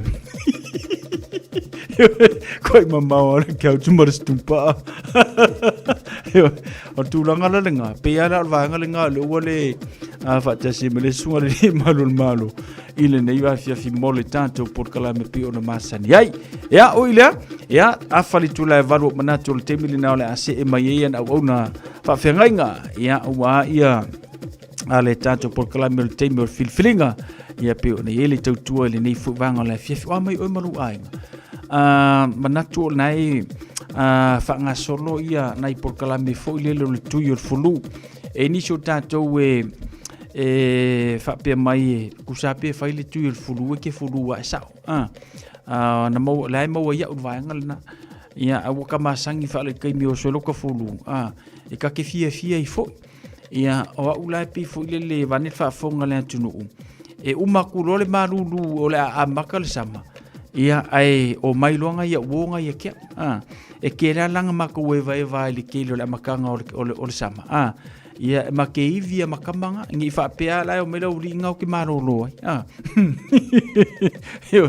ia ai o ni ngali e vai ia nai o matu pe fa pe nai tu te mafuta malto ina malo matua te lolo o to tele nai matu le wo nei ia il fa manu yanga fo ile sa mo e tatou le tusanga na sei vai ia o to tele ina la tu fa pina ona fai malanga mai le nei tunu ia mau e se fianga sili mo tatou le winga la le tala ia wa masalo diso ila tu le ola alu le lua ia tausanga o le tau malulu ia ngau amaka na masani ia o niso ila tu le wa la tu tau malulu mo muale nei ia tau ona tu mata ia ma vai le la tu ia ono tulanga swing o le tau fatasi ai ia male matu o le soifua pe ona ili tama mal tinau ese la fa longona ile tulanga pi ona ili tau tatu nei ia ona ngalo fa na tu le tulanga fo le o le tui o le fulu o to inmalo gele lo pem fa inko fa is tui o le fulu o to inmalo tu ai asiasi pe la fo mai fa le ainga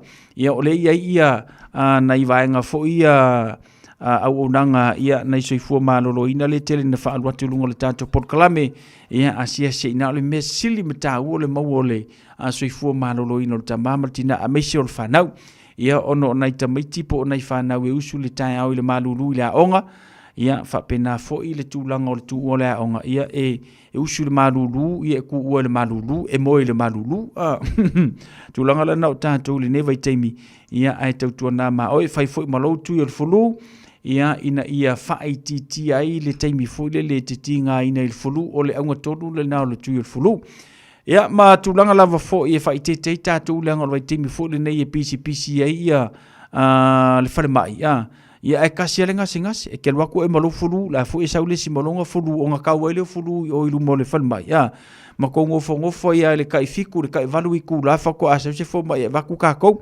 tulanga la le na fa ite te ai ia ongo ole aso a to e tino fo no fo le fale mai ia fa ko o me le vala unga ia ke o ia pe va ia kusi va ngala ole umalia le aso engo fongo foi o nai fa fita ulina tutupu i tonu mo tanga senga se po fa mai ka ku ke o ia ole umio na fatari ia afa pele ke le fiengo fo mi o fa mai ia utangia nai va ngale na ta ua mo tato ile nei fo ia tau o tatu wanga tu mole tau manu lu Ia a o anga ke le ile le malulu wa masangi io. Wa masangi le kau malulu pa wale mea ia o le fai manga kua le paipa io. Ingi ave fo le malulu ma me ngalo e ka ko ia le paipa. Te tu minuto o tera malu. Tinga Nei mea ua e whai Ai o te ono sa I pea Ma le loto tau mawhai E ui na tinga Le nei mea ua e whai Ai o te ono sa I pea Ma le loto tau mawhai E tinga le te leo tala a tangata Ai le mawhai talulo ua lofa Na o le atua na te si la fia mea uma Aluia oe, oe a soleanga O se umalo le tau, tai o le vasa A tonu lava, e toi ai se isi whainga Nau nau atu male alofa O nau lou vai vai Fia mafuta fa atasi Le atua na te foa I mai E tina le te leo tala a tangata Ai le mawhai talulo ua lofa Na o le atua na te si la fia mea uma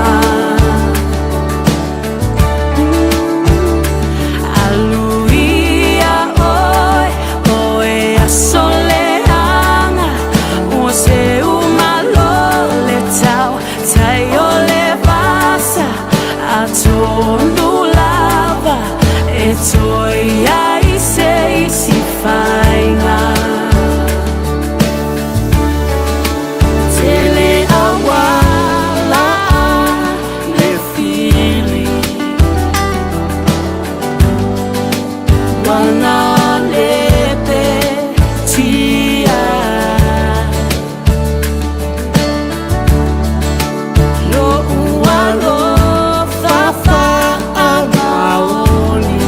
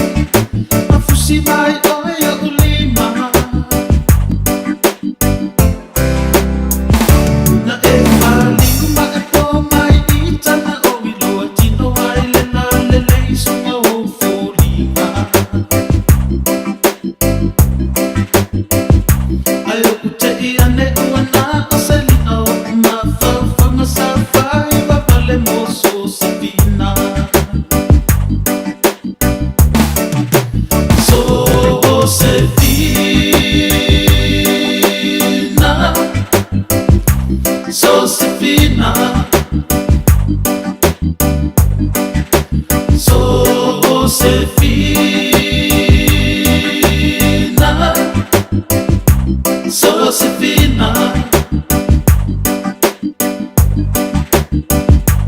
Lo ulo toe ua nau nau tai Le fia ba ai o folina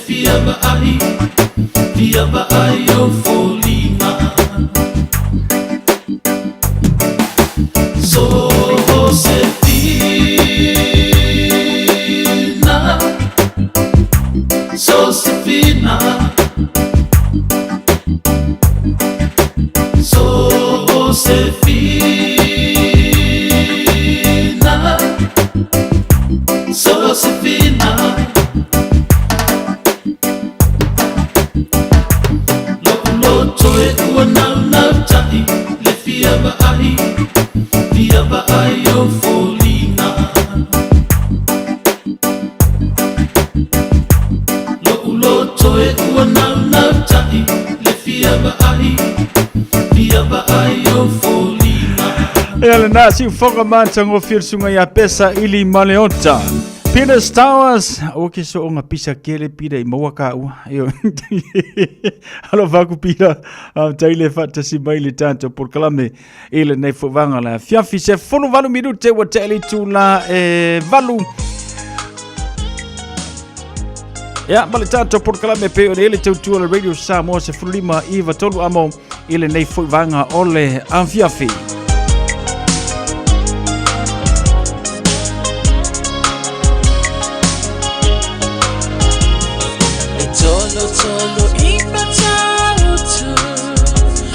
Le peni sulla mai volino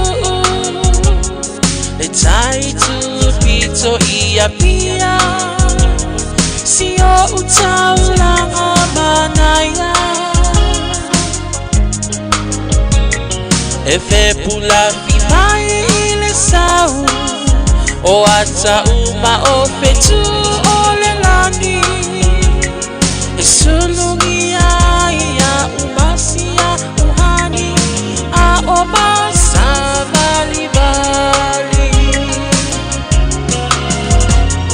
Le pasina se Yesu solo Ya Samoa lo uatulu Se ifai mafia fianga Ye mama atene matama Olo sisiva ma pepese Matata lato tulele A umae mane ilano ole niu Na o umasi a upele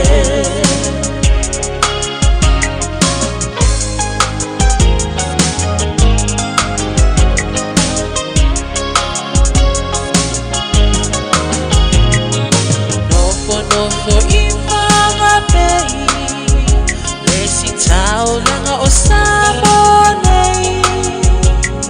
Ai mana tua pea o upolu Ole ingole osu o motu Ele mawhai hanga o nangalo Le tape mali o mai singano Nofo ai tine matama yung alona awala lau papa Le pasina se Yesu solo Ya Samoa lo uatulu Se ifai mafia fianga Ye banga atene matama Olo sisiva ma pepese Matata lato tulele A umae mane ilano ole niu Na o umasi a upele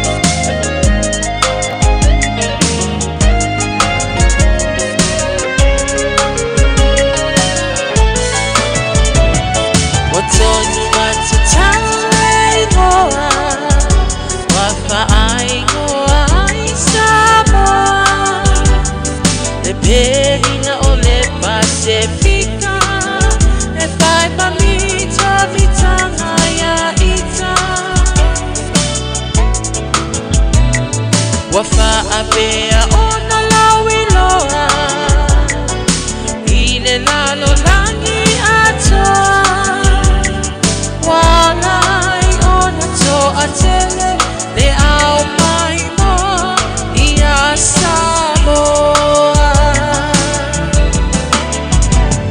Le masina se Yesu sulu Ia Samoa lo uatulu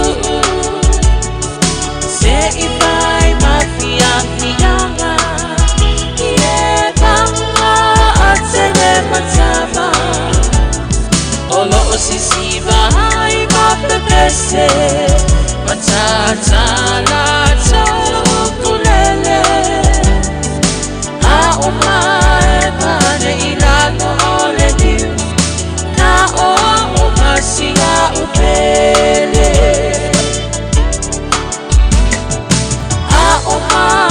Mane ilano ole niu Na o umasi a upele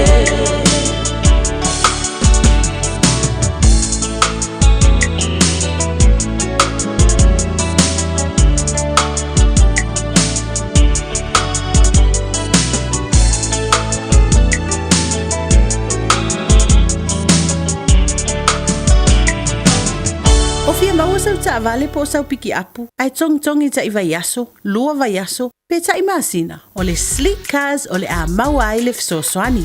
Ua ta pena le au whainga ruenga a le sleek cars mo oe malo a inga. Aua e te popole i se mea e tasi. Te tala fitu aso, mai le sifulu i le tai au, angai le afo le ono le afi. Tele la lai au kilani i saute, mili mai loa, i le o lua tasi fa, fitu lua selau. Po le o lua o, fa lima, tasi lima tasi. Ua mawhai nei o na whaatau wantu top up le Digicel i lunga o le upenga ta wha ilangi a le ClickX Pacific. E mawhai fo i o na lafo se leni i le MyCash a le Digicel i Samoa, tonga fiti mawaru atu i le na o le 5 ta la. E le leile reiti aso taitasi ma e whaingo fie fo i o na e listalai. Asisiane i le clickx.com e lafo ai sau top up a le Digicel. Pe lafo ai fo i sau tupe i le MyCash a le Digicel Samoa, tonga fiti mawaru atu. Morisi whaamtalanga vla au le o Olua tasi 5 tolu fafa. Olua tasi 5 tolu fafa. Talofa Samoa. E mawhairu sosoni atu Dr. Chen i ngasi o le maisoka, toto maulunga, ti ngā le tino, whaapa ui no pauna, maisela, mangyesa ma le kānesa. Maua le tia whaamamai lo puta ma le paste mo nifo ti ngā ma le whaamalongi no lo fofonga. Whapea products po o loha e fisosoni e whaala ma le mole ma dark spots o fulinga. Ua tele ungali ua mawala to pepe o nar sosoni a Dr. Chen. Ala au noi le lua fituono tolu fitu, lua fituono tolu fitu, pe a fiuane i le lua ono, Great South Road i Otahuhu. Ta lofa lava, o le siu fofonga le nei o Samoa, le Radio Samoa. Leo atu lai mai le tātou temi le wati le nei vanga le fiafi lua sifulonu minute o te ele tu le valu le mwhaina whaatanu ina le tātou porklame ma le sunga le li malu le malo. Tu mana wau seki a siu i le nei a fiafi. Ia manatu le a maua seisi a mafutanga ma le sunga le li malu le malo i se lua vai aso lumana i nei. Ia pe a tātou au lia tu e siola ma se malo si mai le tu pitai. Ia le fua whaatasi mai lana au auna pasta tā vita le vuka. O manatu le a se mai lumo le tātou porklame le afal valu. Ia, ua whai fo si malu luo le ni a fiafi, ma wai fo si teime whapena ona, wawe malu loa ilan au auna ua fuanga o le aswa tae. Ao le melea, o manatu la tātou se elo le tātou porklame o le teime o le filifilinga. Ia, mailan au auna pasta tā vita le vuka, i le nei fo vanga la fiafi usimaia le whafonga.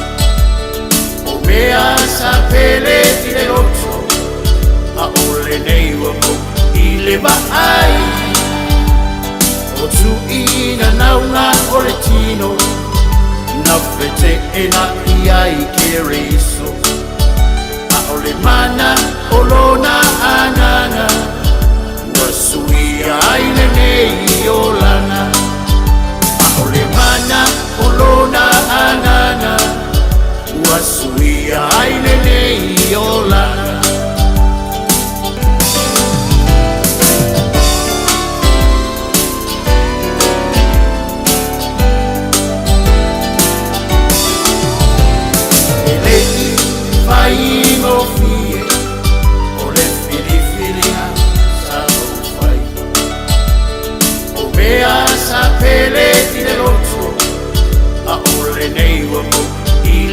Ai o tu ina naunga o le tino na pete e na iai ke reiso a o le mana o lona anana ua sui ai le nei o lana a o le mana o lona anana ua sui ai le nei o lana.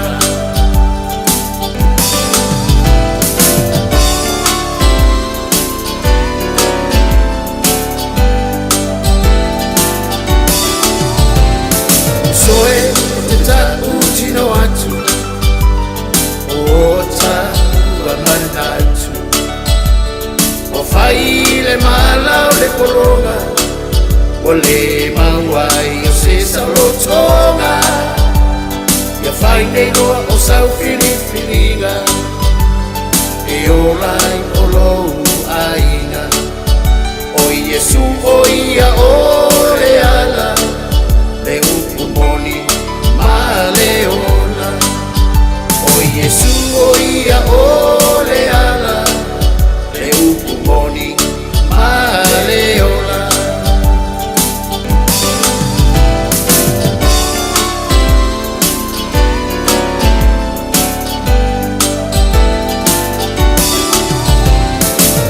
ia lama na feta lai o se whaatua tua mai e ui lava i la oti o lona alofa e wha maoni o lana upu o le pelu o le afi e maka ai e o lona marosi e whaatoki lalo ai se oli e o rona marosi e whaatoki lalo ai se oli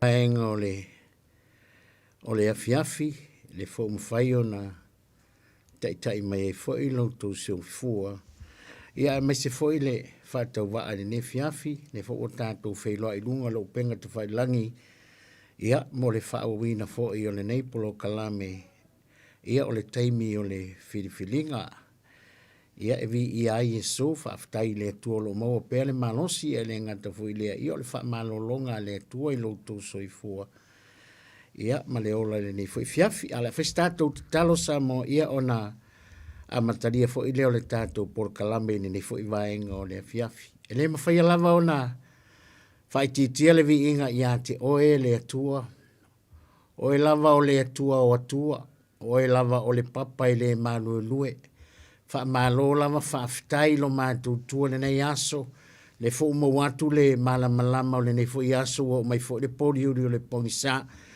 sa whengai le atunu i whiau mga luenga i tofi matiu te whaiwa alo filima mai se fo i lo mātou tua nei whanau i au o ngai le ngata i leo le loa le atunu i mea umasai ai o nai mātua o tamama tinai la lui fo le malu o fale ia e mai se lo mātou tua le nei aso a toi mea umalava sa iai le ia le atunu whai ngā whaatau ma mea uma sa whapenao na salara wai le nei aso ia le o mātou whaafta iatu ne fiafi le wai le nei aso ina ua po ia e manatu matalitono tu mau pele lofa ma le anga le lei wha maoni le o lau o fio lunga si o mātou atunu o le nei aso ia e mai se foi o au na mawhalitua i li tala le lei mātou whaaftai atu lo mātou tua mau pelo mātou malosi le ola tulu i mai ati oe whaaftai atu le ia i lau wha malolonga i ala i o wha lava geriso manu malo i ni Santauro ia le atua i le nei fiafi lo mātou tua sila fia le toi amtaria foi ma le whauina o le nei polo kalame lo mātou tua i lunga lo upenga te whailangi ia mātou te whaalangolango ma wha moi atu ia te oia nganga pa ia le nei po fio mai oia nganga pa ia fitalai tau lava ina ia whao ngaina le mea whai ngā luenga le nei fiafi fitalai oia nganga pa ia e maria i o mātou loto whau le whaalongolongo tāpua i mai au tangata ia e masifo i le io au na i le tala le lei me whalitua ia anga le lei atu no mātou tua i so se vaenga lava o mai moma ia i le porokalame le nei po te talo le atua ia e alofangi anga le lei mai o elo mātua le amataria le porokalame ia se ia o lava fo i lona fo i wha ai wina ia e toi fo i atu lava ia te oi o lau lava vi inga ia sole na ia fiafi ona o lau suafa ia ua mata wole ma wala autu ai amene ma amene ia vi ia le atua le nei fo i vaenga o le fiafi Samoa le fo mwhai ona toi ta ima mamoni ma iai lau tau soi fua ia ma se tau waa i nei fo i vaenga le po o tātou toi whelo iai ia mai le nā fo i vai aso ia sa tau mate le ete le nei fo ia fiafi ia le ua maa walunga le vi inga i le atua ia ona na tau simala na leo i loutou soifua ia e mai se fo i le malosi le nei fo ia fiafi ia e fo i lava i le atua le vi inga ma le whaaftai ma le whaamanu a wa ana le se anoia ia se manu e whaapene ia i longa tātou te wheiroa i le nei fiafi ia e whaaftai i le atua i mea umalava le umwhai on tātou wheiroa mata mai fo i masile sale mai ia wa tātou toi whailoa i ni fo fiafi mo le toi whaawawina o le nei fo i proklame fi lai whaatalofa ma toi o folo fatu nei fo i vaenga le fiafi ia au na le tua mautou whalitua i so se tovine o mai moa mai ere proklame ia o nopia ia i fo i malala ai ia o na o le ngaluenga le atua o le tausuina o le ipuvai o le ola ia o te fia whaatalofa ma o folo fatu nei fo i vaenga le fiafi malo le soifomlia malo le tau atai ngata fo i leo nei mātua le nato fo i avang tau ia malo fo le soifomlia malo le tau atai ma se lolo le tunu maunga tele se ia pa ia lava le au tinifu ia malo fo le soifomlia malo fo le tau atai ia vi ia Yesu e ngata fo i leo pa anga masani ale nei fo i polo kalame ia solulu taitasi ia whaafitai vi ia le alio tai fo i lau ko mengi fai mfa malo si au ia e vi ia le tua i mea umalama whaatala fo sunga sau tatu mafuta ni fo e fiafi ia vi ia le tua ona olona alofa malona wha maone manatu matariton ana le sea no le upu o le whaafitai siri ia o la ulea whaafitai i le tua ona o lana upu e au ngolo kako uma le upu e le ai lo le upu makako e kei loa ai oi e ke sila fia o ia lo soifua au na ile atua ma lo langa tu ina atu ma lo loko ngau le atua e te sila fia o ia wa matau na mamao o ma le sikalamu wa matau na fo nga esere me te anga ia wa le so fia le upu le taimi ma ia te langona fo ia o te lo ai ke mi ke kaukalai e te lo fo ia te mi ke kausuai ma ia o afo ingi me ia te whaalonga tua o wa mata fo ina esi utau mau tātou ma le upua ia e whaafitai i lea tua i lona le tu lafo ina i tātou o lana upu o le suri o tātou vai ia male malama le o tātou wala e vi i aila le tua ne nei fo ia fiafi ia malo fo le soifo manuia malo fo le tau atai malo fo le tāpua ia vi ia fo i le tua ne fiafi e le ngata fo i lea ia nei fo i aso ia le ngata fo o le nei fo ia fiafi ia masalo afa pe ia fo inisi o mau e fa nonoanga ia ona o mafutanga ia wa motusia ona o le mariu leoti ia o le upua le tua ia kala kuspa ia amu ia e fa nono wai e wha mawhana ina i tātou kala kusia i sei o le tangata wha noa ua masani ma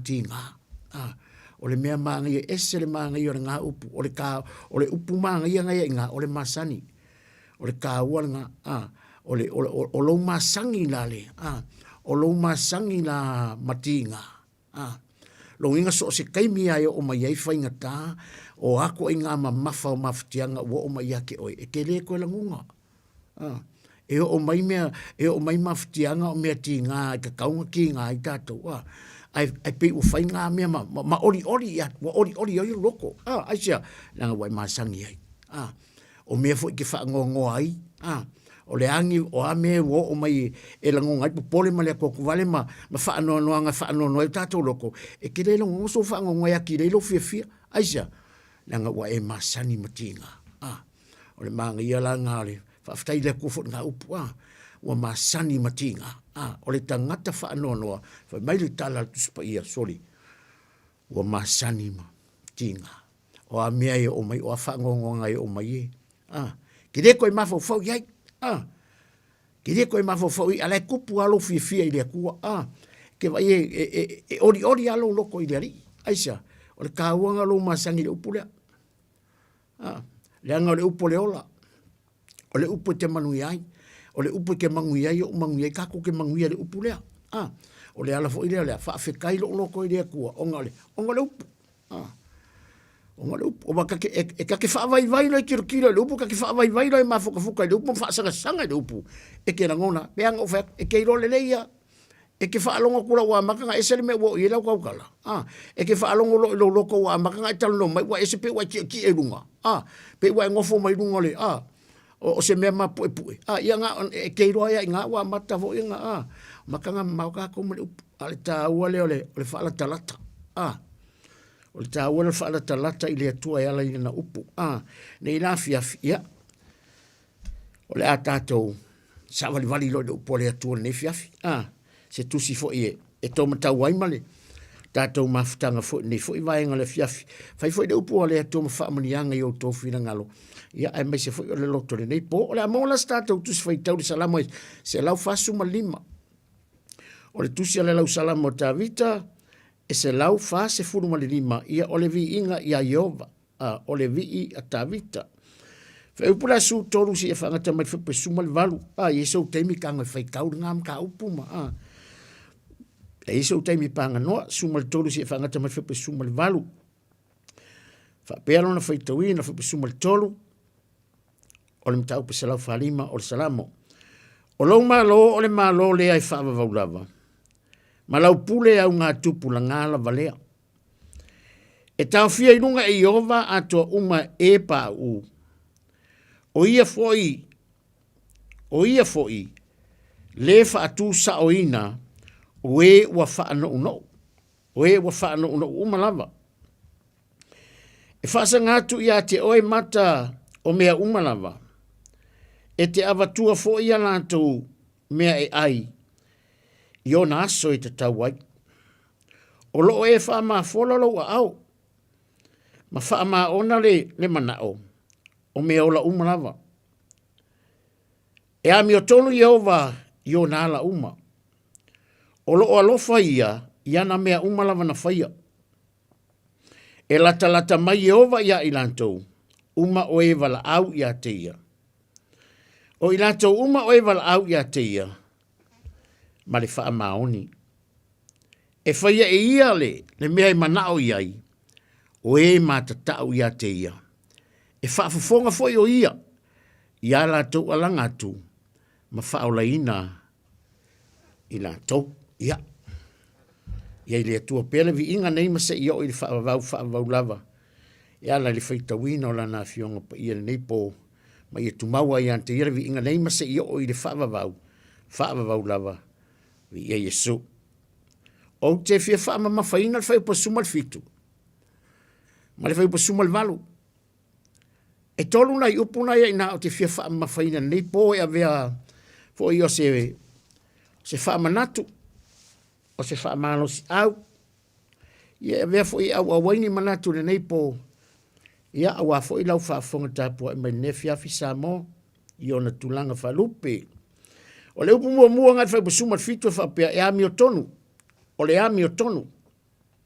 O le upu longa lua. Ngā hari whai upu nena. O le alofa. Ma le upu longa tolu. Wha mauni. Ami o tonu. Alofa. Wha mauni. Whai mai whai pasuma fitu. E ami o tonu. Yehova. Iona ala uma. E ami o tonu Yehova. Iona ala uma. Longa winga o ala uma o lea kua. O ngā ala uma. Whamari whai salamo tāwita. Soli. E tonu. E tonu ma wha maoni. E ami o tonu. Ala uma wai. Ala uma lava o lea tua. Whamari kala kuspa ia o kako wala ele o ala ole. Ele o ala ole atua. E o ai o tātou manatu. Ale o tātou whaitau atu. Whamai ami o tonu ala. E ami o tonu. Yehova. Iona. Ala uma.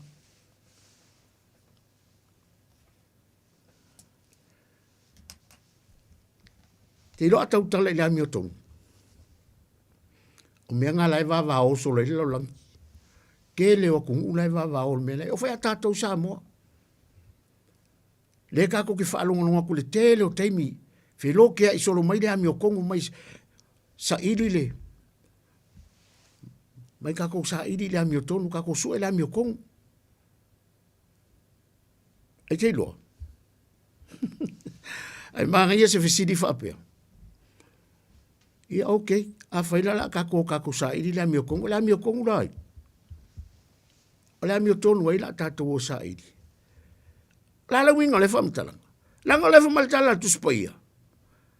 O le tātou ami o kongu, le sikako ami o kongu. E le sikako ami o kongu, o le ami o tonu na i o le tātou o sa iri. e kako ke a mio kongo.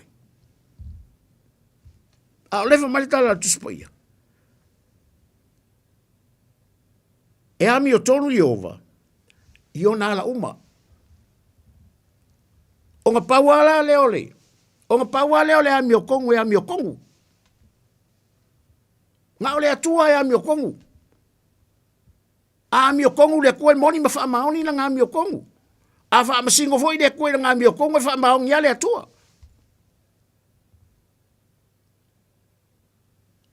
A alfisini ngā mo tātou.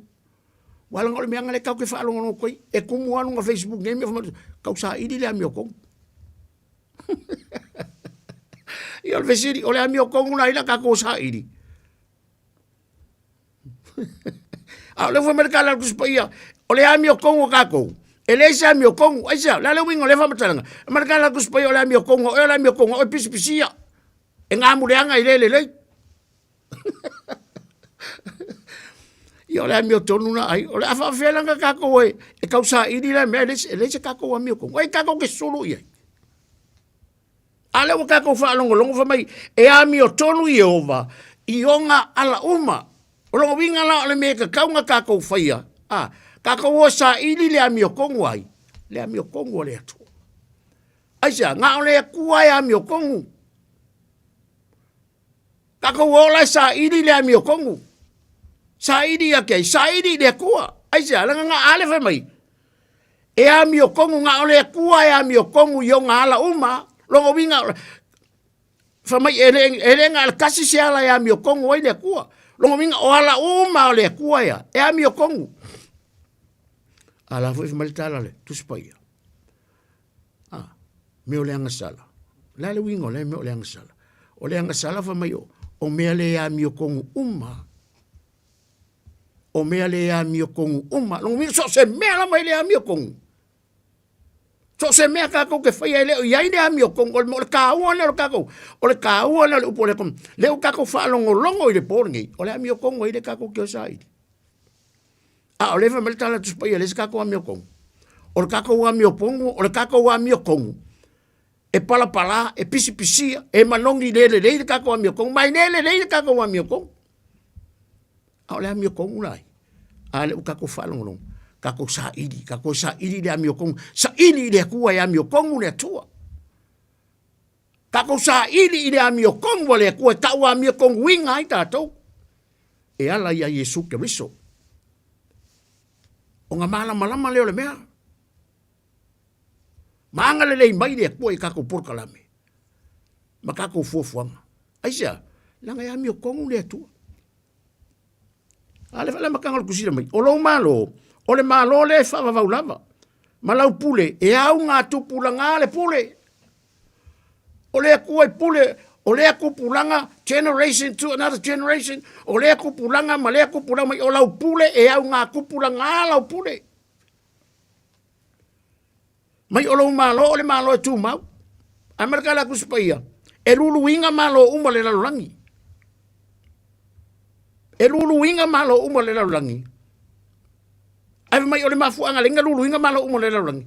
Inga ia ku le malo e le mawhainga. O nga malo e rui. Inga ia kula i mai de malo e nem fainga. Malulu inga. Mai yo oi fai ko se ori. Ele ma fai e fai ko se ori ngalulu inga le malo le a. Al ka ole. O la me ka ko fai sa idi. Ka ko sa idi le malo le. Ka ko sa idi le malo le kua malana e a mio tonu.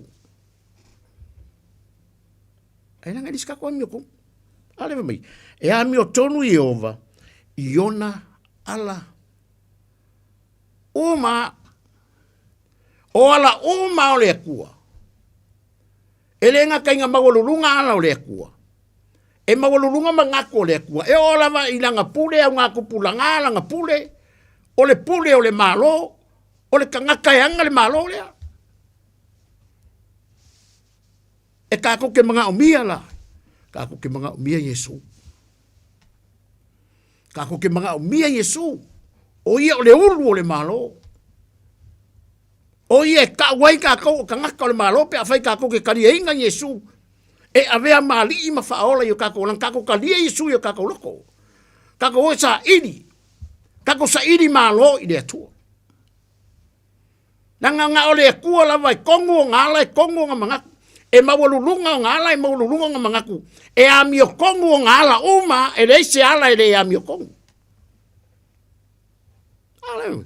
Langa o kako o ami o kongo mai e pisi pisia e pei ole I ole mai. E mangongi le lei. E palapalai e le lea. Papea ole mele ngā lenga. Sau Yesu o ia le seanga sala. Ai sau Yesu. Alu le sa kaulu. Inga ia ka ua mia kong winga ka kou. Inga ia ka ua mia kong winga ka kou. Ai le aisa ngang sala. Ele sala. Ele aisa me le anga ingai kaka.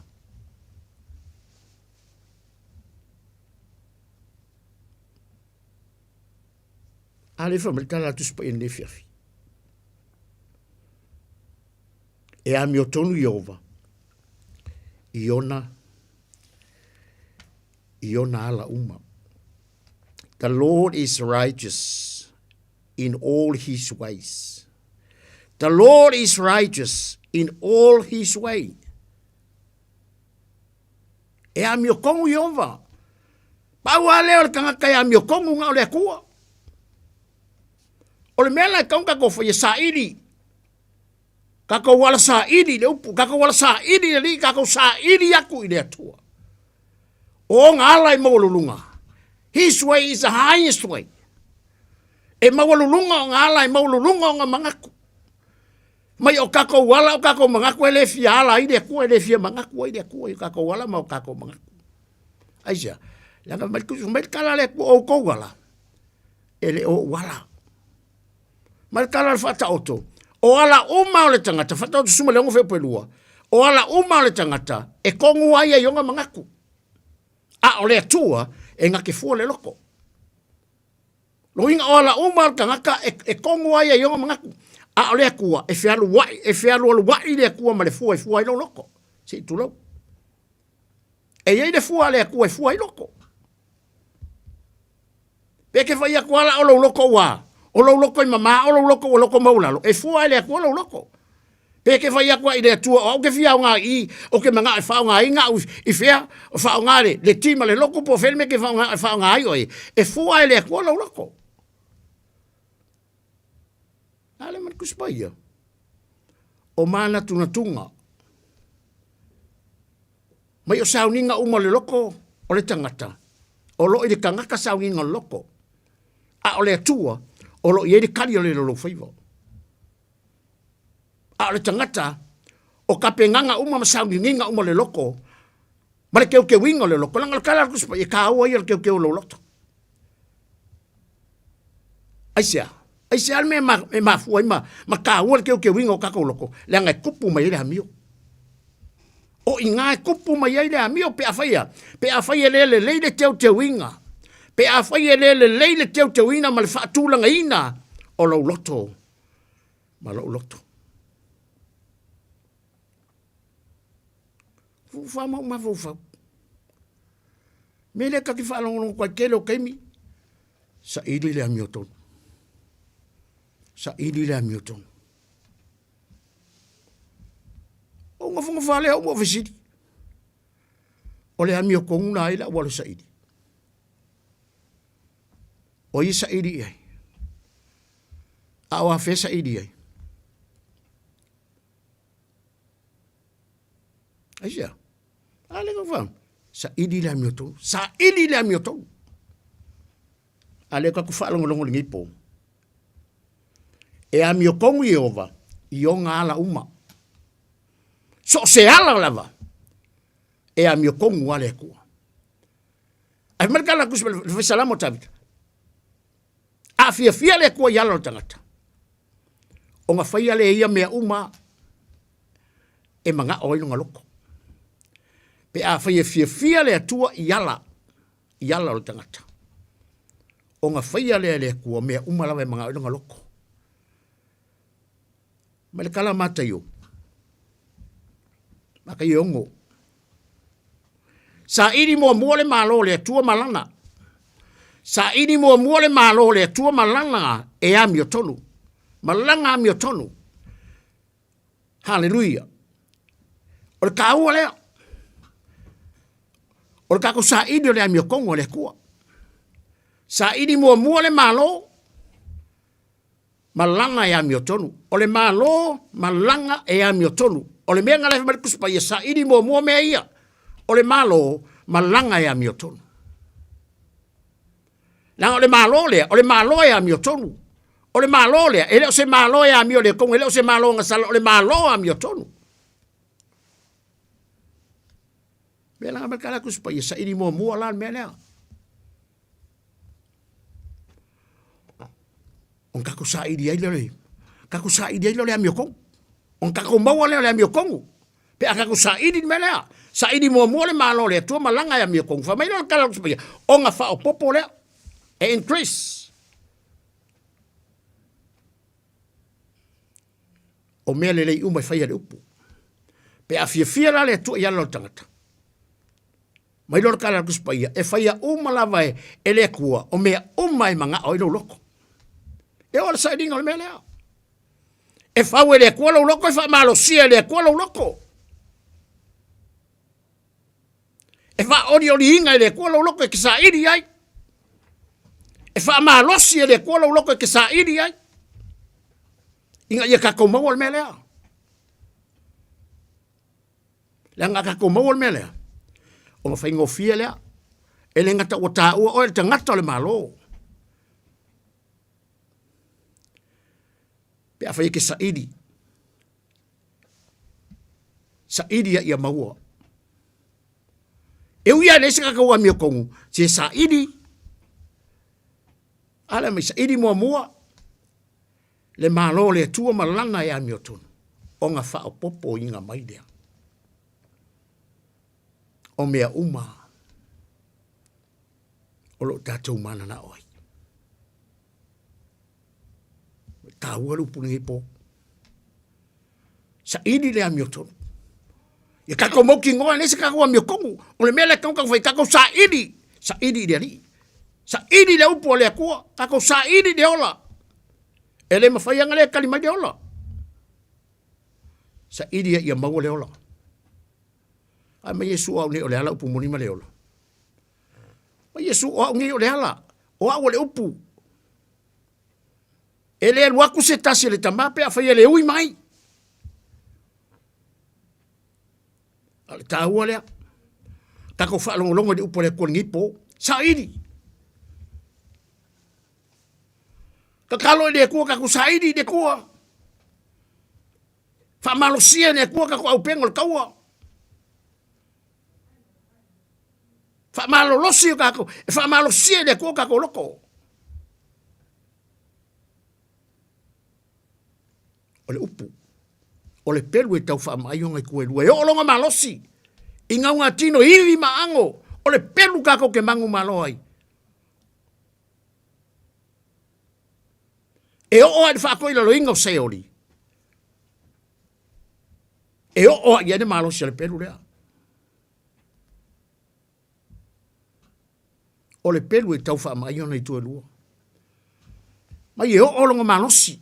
Lo winga le ai ma sei sia me o longa malosi me le kala ngoi upo le kua e o longa malosi ko kongu pa wala le upo e o longa malosi ko kongu kako sa ili le upo le o nga tino i ma ango lo tala le tuspaya e o ia ide malosi o le peru le o le suli o kako vai ma le malama yo tanto wala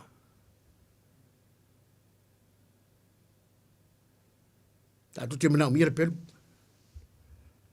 Aku ke mga umia le upu. E wha malosia ka ngau.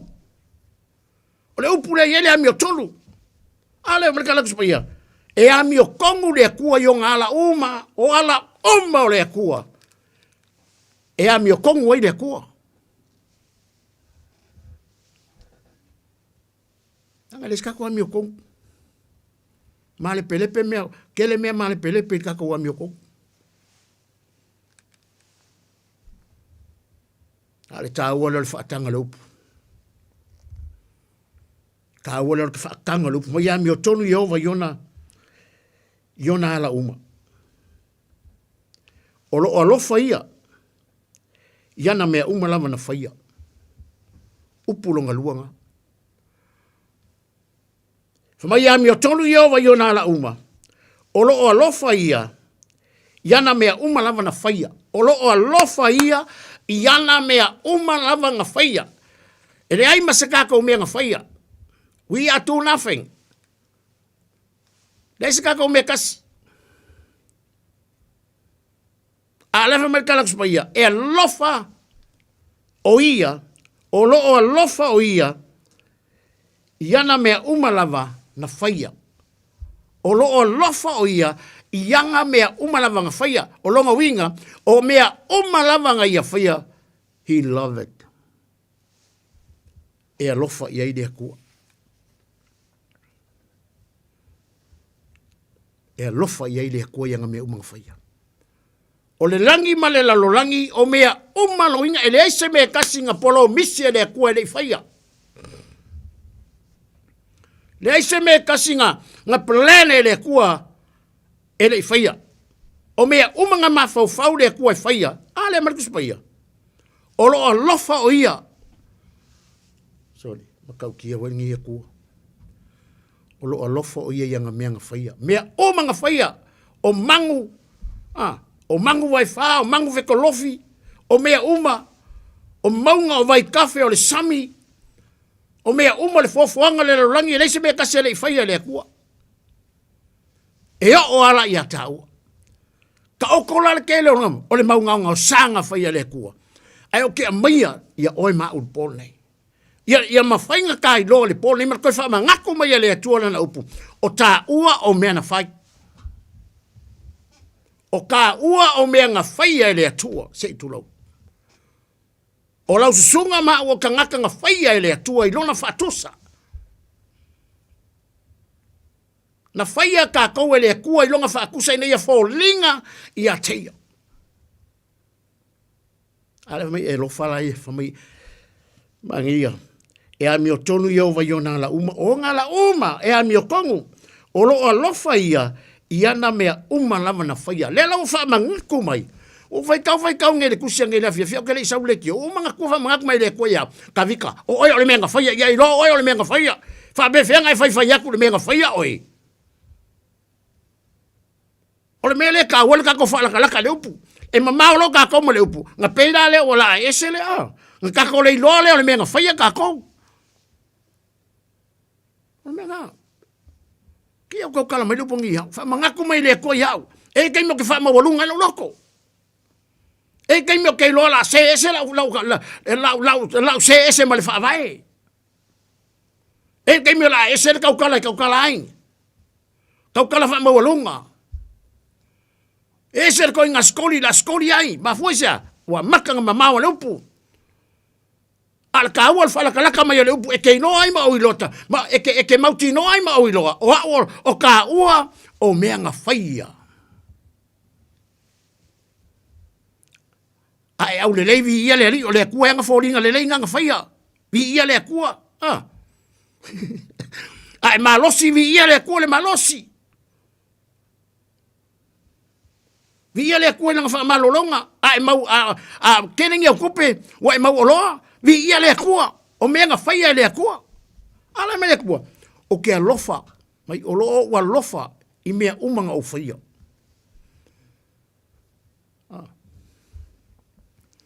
Ai me kala kuspa ia. E wha ape fea ea o nga whai aku.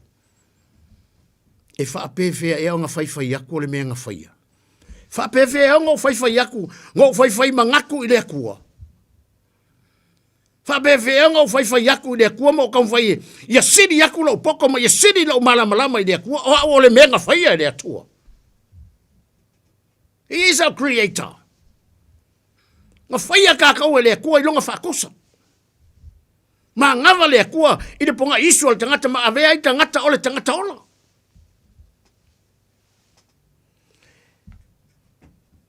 Masangia wan ka whaalongi a ngai ko inga mga ilo makua i fui pia o ke ngia fui whangau. Ma se fa longa I ke sa fa longa foi kai ka o ke ni ai foi kai kai ma o ka foi ma lo ka foi ai nga ya so yo ele malanga ma New Zealand ele yo foi yo la ma ngi fa mang yang o maua ma ngi ma lo si wa ku fa solo a ko a wa so I ke fa wa mai ele ulangi ale ko yo ko ro le ko yang ale ma lo si yo ko ro le ko fa ya o ko o ke whako inga whalo makua. Lela wa man ngi vai kemi. So le ko koi manga kua o mangi mea uma. Tade maa ngai ore upo le akua. E le wha peo le alofa mai le akua ma. O le akako ilo le alofa o le akua. Kako so o nga whaia le. A le ka ua le alofa mai o le akua. O le alofa mai o le akua wa i mangui ai. O le alofa o le akua i poko ai. O le alofa o le akua i malosi ai. Ai leo le alofa mai o le akua e pe wa ese wa ele alofa I le akua wa ese me wa whakaka I ia whakaka I ko ngau langa nga wa e maua mea wa e mangui le alofa o le akua o ngā makalenga ese me whakaka I kako le ka ua lo ilo le nga whaia ka ua kene lo kako ilo le nga whaia tātou so se mea la kako ki maua se kako pungu ngou nalo ma kako ko kuni ma vivi I le akua ale ma le afo le fa le matanga le o prakafa le kasi fa lima le o le vi inga ia yo mai o le vi inga ia yova o le vi inga ka vika I le akua o ka vika o ka fie fai vi inga e fai vi inga I le akua le fie ka vika fai vi inga fai moia al ka ua nga o kako wa o kako I lo le nga fai kako le akua mo longa vi inga so se mea kako ke maua I kako longa fa kai de kua ele wa o le afo le fa nga inga o fa nga ko ngolo so se me so se va engol nga luenga fa nga yo ya e no lava e ka kawa nga fa pele tu o I ma ko wa yo o nga le nga tu mauro ma ko fa ka wa e fo ya va ya ke o lo vi inga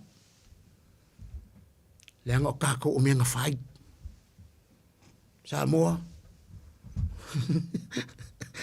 ele o kuku wa maua maso ele ko anga le alu le team vo isa wala po maso vai mal wa ma ko ese me wa o yenga nga pe de la ai soli si mga kuari o ka po le ale ko nga malo se ke malo se le ko nga kingo le o ya le me nga fa o lo wi lo le nga fa ya o lo ka ko lo le nga fa ya ka ko o lo ka ko maka ka wi le nga fa ya ka ko o lo kako wanga I le nga whaia I kako. O lo kako loa o le nga whaia I kako I mea wa wha manguia mai ai le kua I a kako. Aisea, langa o kako o mea na whai. O kako o mea nga whai. Po le ale poko, le ale manosi, o le ale ka mau a inga, o e maua, o kako o mea nga whai. Le alofa le o le akua. Ke le yo le alofa o le akua. Mai e muli kai le alofa o le akua. E muli kai le alofa o le akua ya oi ma kako. Ai se langa o kako o me nga fai le akua. Le la foi de nga fai le akua kako. Le la foi de nga ka penga le akua le fa kanga. Nga ka penga le akua Yesu mo kako. Ngai lo le akua ya le aso ya. Kako ke le usika ya. Ngai loa le kua ia le aso ma le pen fai be ponga mai Israel. Ngai loa le kua. E vai ka ku le alofa tau muli le kua la ka kala yo sea. Le alofa ka muli le kua. Le alofa foi de nga ka kala le perfecta yonga. Fa mal kala le a yonga ia le kua o le mea le nga ma kua yo solai. Nga sola yonga malonga maukingoa wai lole le kua e lema fainga kula fo inga ia le kua langa le lofa le kua mai la ga yonga al melenga nga makua yo sola ya langa wo lolo wo lofa le kua e kele ngese lo ko sa e kele vave lo wo lofa Samoa wo koe fa mangaku mai le upun ngai po o ta ua o menga faia ai vai o le lofa le kua mai ami o kongu lava ia mai ami o kongu haleluya o le kua o ia o le kua ia ami o kongu e kongu anga me fai O ngā la uma e ami o kongu, o ngā uma le kua. Every single ways. O lo iai na ami o kongu le kua. O lo iai na ami o kongu le kua. Io ngā la uma so se ala. Mai pesi o ile se lau waris furo le la mosa. So se ala la wa fasino mai. Lo wali faola na te aua i mai. So se ala. So se ala e fasingo mai e le kua. E le kua fo inga o e le kua peke se fo i le ala. Pe alu lau samaringa e le inoa i le ala. O le kaua le upu. O le upu o ia o le ala nga ke fasingo ia ke o le ala. Pero kala foi lele. Kei milenga o mai ia saulo malonga soa taue. E su e ia asingi anonga maa. Mai nor kala kuspai o le ilo. Ma kele ko fia foi. A o le ilo e saulo le meo iai. A o laki o le sao le kanka piki e saulo. Mai mara kala kaka. O ke ilo le mega kio ia. Ke ilo le kanka. Ka o leo ke ilo le kanga ki fasingo mai a ka o le awala. E kai mi kako ke le ilo ai. Ai lema fai. E lema fai nga kura fo inga o le ao le kua. Pe ke le iloa. O le ala ko inga whawhika au ne o le usamaringa. E le kura fo inga o le upulea. Aisia, langa oe o le mea nga whai e le kua. Langa iai le mafuanga. There is a reason. Nga whai ai ka ua e le atua. Nga whai a ka ua e le kua mo longa vi inga. Nga whai a ka ua e le kua inga ia maua se vi inga o le atua ia te oe. Mau. O le ala le nga whai ai oe le atua. O le ala fo inga le omi ai o le soifua ngai ke o lai. E leo su kākou poko, e leo su kākou komai. E leo su kākou sila fia po ngisi kulanga. A o le akua, e onga le ola, e onga le malosi. A vai fo ngai ke whaalongo longo me le fole mai, o ngai ke mai. Ngai whaalongo lia o le fole efu ma la polisia ko whanga i lunga le moenga le ngei po. A o le ke whaalongo longo mai. There is a reason nga whaia i e le akua oe. Kau sanga ki ngei. Mo ka o le fole mai. Pengi kau sanga len ke ngi ia, pengi masinga kele i launga. Kau sanga ko len ke ngi kele i launga kele i. Al mako pulenga voi nenga ke ale, mako pulenga sa lefka o makin masinga ke ngi. Fo ko e launga mai nga. Kau sanga ko masinga. Kele ko e launga ko e ku ale pulela. Il mako pulenga sa fai. Kai wi sa ki langi sio mako ko inga masio matutina. Ia me so pulenga. Ko e ku ai lea. Talu mai ngau ka oko whalmai. Ar kau sanga len ke ngi kele kusal masinga kele o ke e o foi le kio kele sau le kio. Kele ko sau le kio nga kaimi. Le ke leo le kaimi ngau malolo ai. Aya, e ka oko whalmai. Alo loko le ko kala fa le ko o le menga fai nga e fai au. E yai le mafua nga e fai ya. Fa ka ngo la por kalame. Wa uma me uma nga e vala au le soi fo le ola. O ke fia au nga pe moe. O ke savali pe moe. Fa o nga inga pe le olanga moe. Asia, Samoa. Lengo ka o me nga fai. E yai there is a reason. E yai de mafu nga fai ai ka o le tua. Ele so nga fai o le tua, ele so nga fai fo ya we le ko. E yai de mafu nga. E yai por kalame le tua lo soifua. Wale mangia. O lo lo fai iana mea umana whaia. O lo o alofa ia. O ine kalango i ele upu. O le alofa. Ngai kau kalai vole aposkolo paulo. I le whai upu muri ale. O le mka upu suma lua. O le kolongiko. Mai le aposkolo paulo. Kolongiko. I au tau nau i mea alofa. E siri. A au. O ke whasingo kia ke o kou. O le ala i makua siri lava. Ai o kou ngau i mea lofa. I o kou ngau i mea lofa i siri. A o ke whasingo aku. O ke whailo aku. O ke whamangako kia ke o kou. O le ala i siri lava. O ai de ala. O Yesu ke riso. E le mawhainga ngai ni mea lofa pe ale ai Yesu. So se ka ngaka i se mea lofa. Wa mea lofa lai a kako. E kako ke mga mia Yesu nga ke whamalo sia le mea lofa.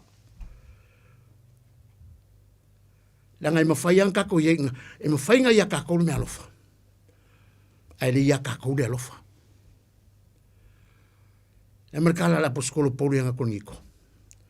A fio kau kala inganga tangata ato mangeru ale sa ulofa. O le sume palo. E lea ngā. Lungo vinga lea ngā me alofa pe alei me alea. Famarikala la poskolo ngau. Auange ngalo le me alofa.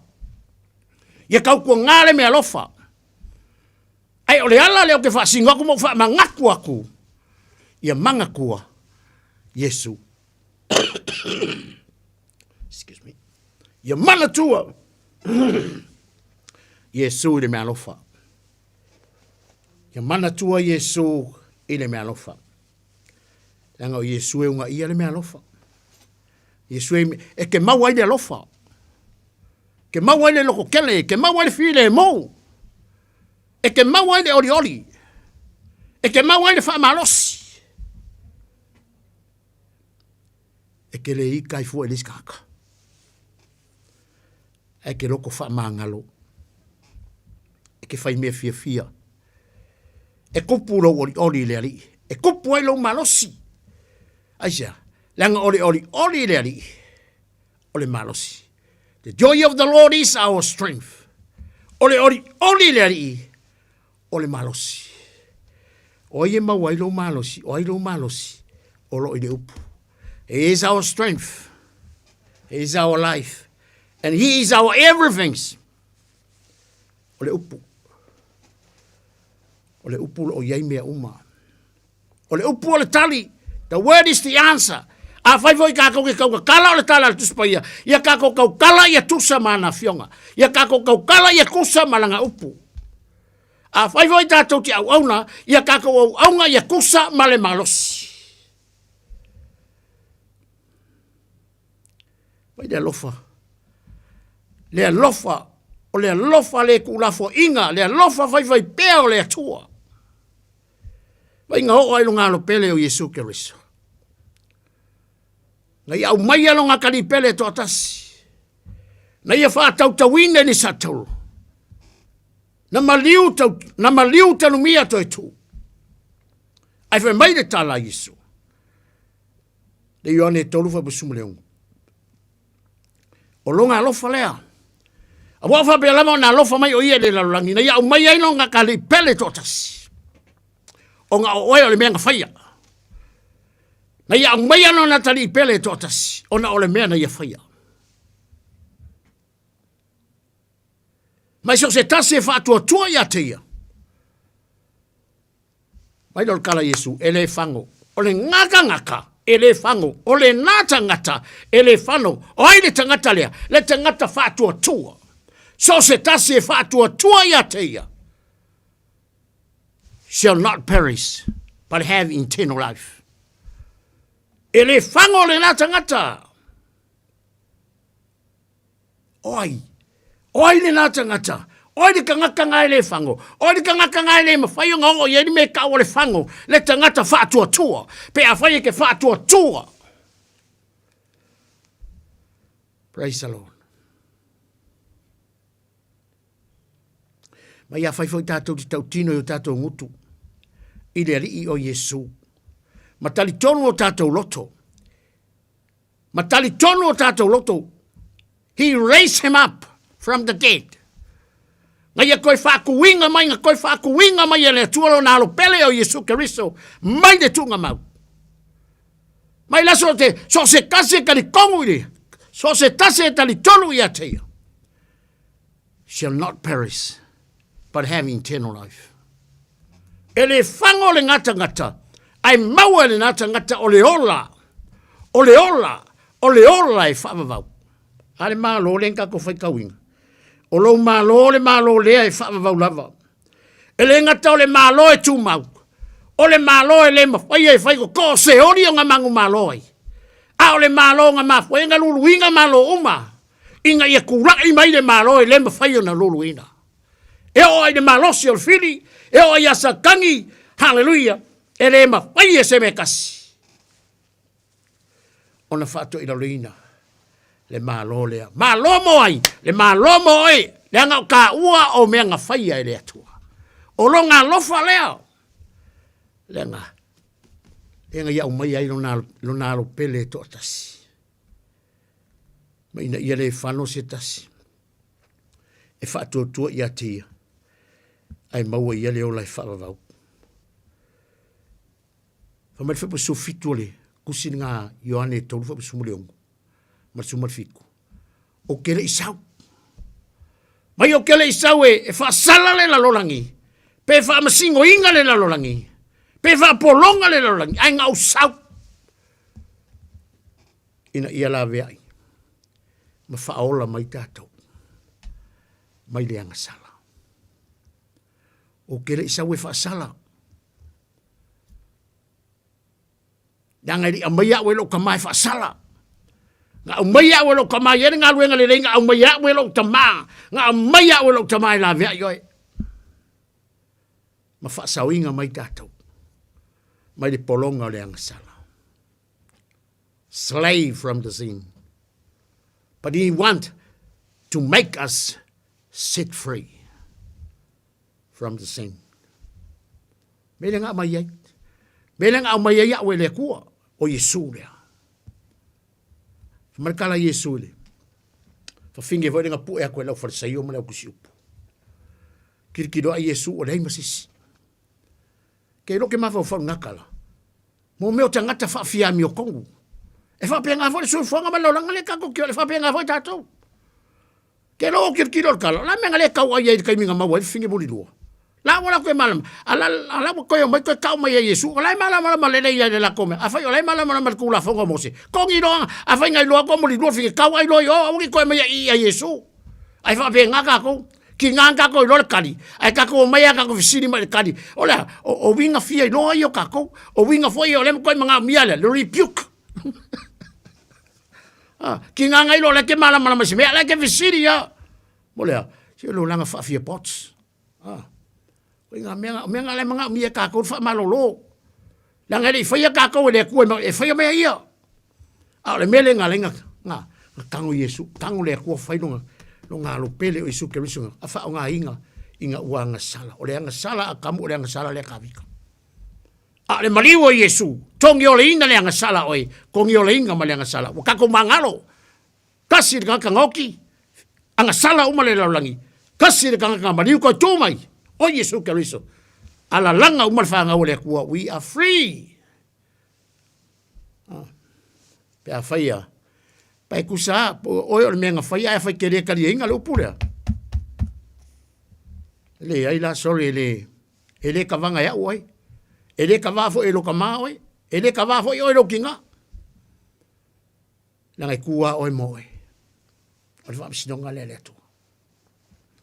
Oi le maanga i le upung whai. Kirkiro foi Yesu. Kala Yesu nga fai. Ala me ko fakoi. Ol fai so. La va kwa la le kali me Yesu. Ala ke do le ya kali. Ala mi ao oi. Ola sa kala. Oi la sa kala me le. Ya la kala Yesu nga fai. Ya va vai kala Yesu nga fai ke o ka ape. Kalu dia. Le ka fa so. E fa benga ka ko. E fa benga no me nga fai.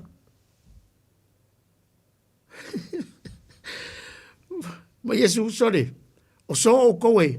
O so o koe leisa nganga sala. Ia lua i kongi sau maa. Whalonga kunga la wadi. So le pa kongu aso. Pa ka maua kongu a. Awa tatou te ura le upu. E le ura ngia le upu. Langai mala le upu le. Mala le upu le loko. Oi ma le loko a. Pa ka le upu malolo. Kiri foi Yesu o le ai. Fela wali ia. Mai kala finga wale sisi. No. E manga ia kala Yesu fai finga. Kei rol kan kalela ka le tal no mar finga. O le upu. O le upu the word. O le upu e ola o le upu ngalue. O le upu le ka kala fa mai la ya le upu. Alu awa eke toe anga sala. Le upu le. Le upu le mo ka kolpongi. Ave ka ko fa longo mai ave yo o le ase vai nga ke fa ia me nga a o el ka ngata nga fa ia e ye de ma fo nga fa ia oi la vai le nga o le ko fa sa loko mai oi nga o le me nga fa ia le ko Alela wa kako whaalonga i upu lea. Lenga whai i whinga rea. Alu aua e ke koe angasala o le lua kunga leo le whinga rea. E li koe whai al whinga mea lea. Aisa, leanga o le upu e ola. O le upu e ngalue. O le upu e ola. O le upu e ngalue. The word is act. Let's leave. E ola. E ola le upu. O le pelu. E kau wha mai o nge kua lua. E ola nga malosi nga unga tino iwi maano. O le alofa le o le atua. So se tasi lai wha atua tua i atia.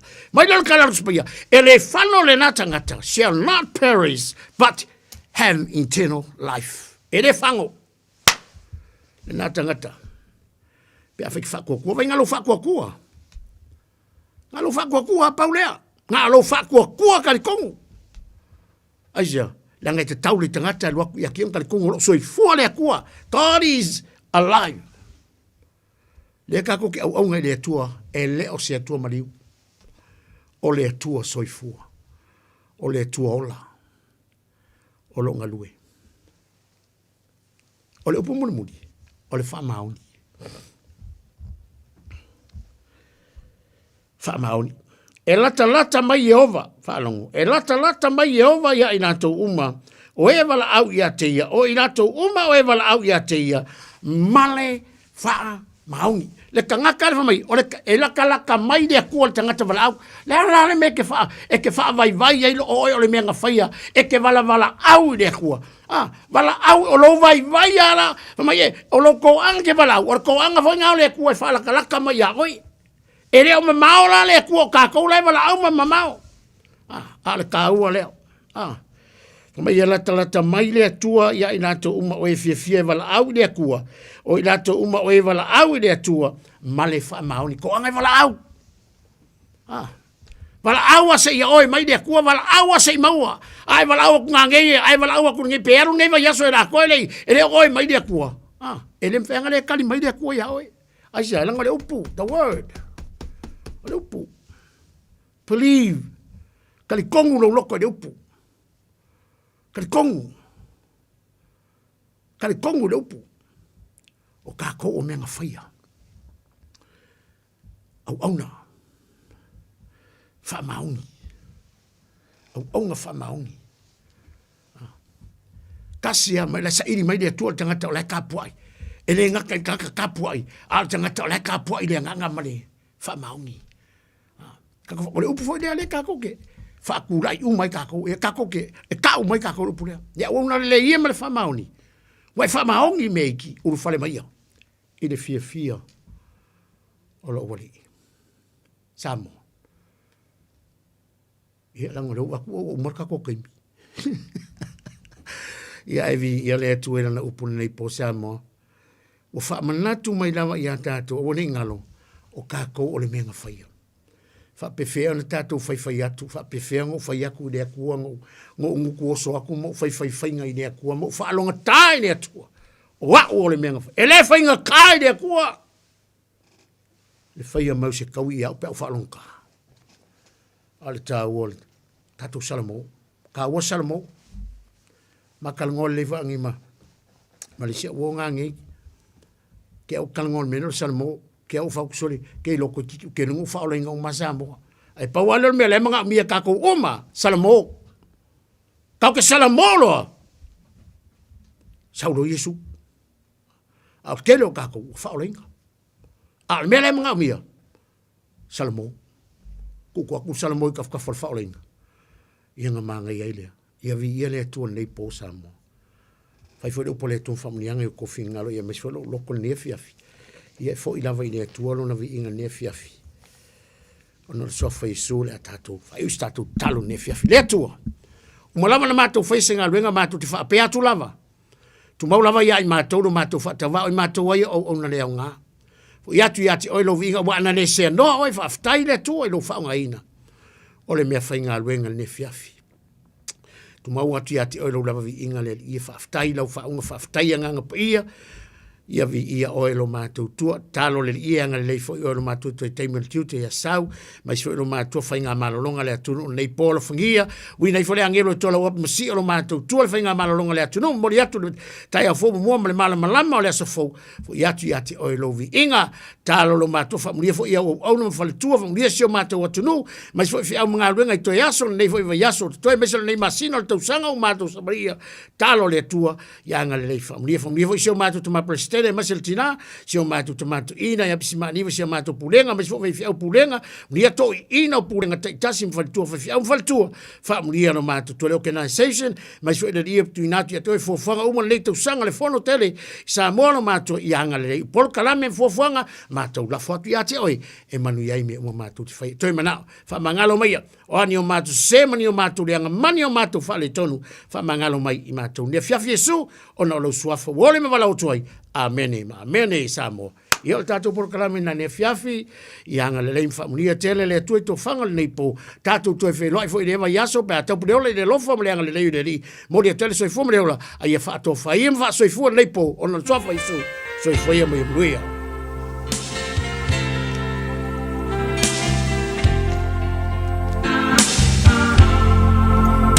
Nearly ia tachala lau whaalo ia matala whaito toa olo uloto sauni e talia le pai mai o lau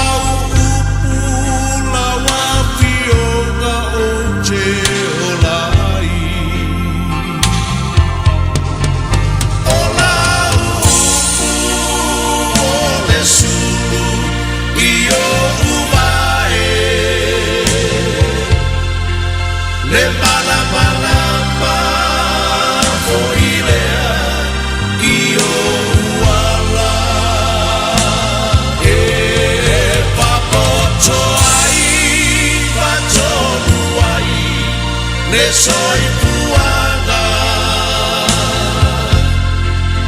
ola upu e paia e ai le mana wa o falo i le upu mai lo fofonga le alie ua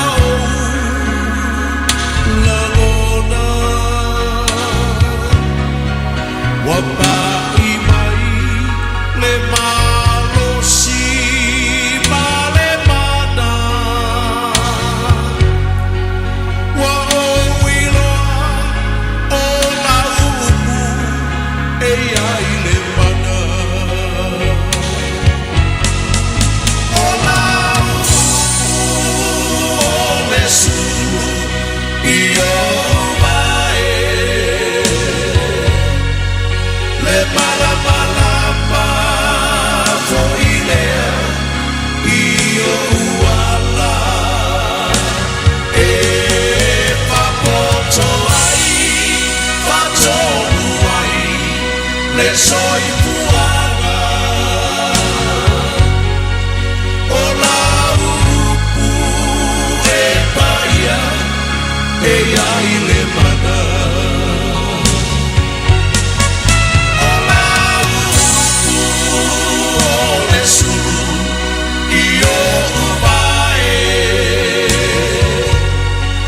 le malama foilea io uala e fapoto ai fatonu ai le soi puanga o la upu e paia e ai le mana o la upu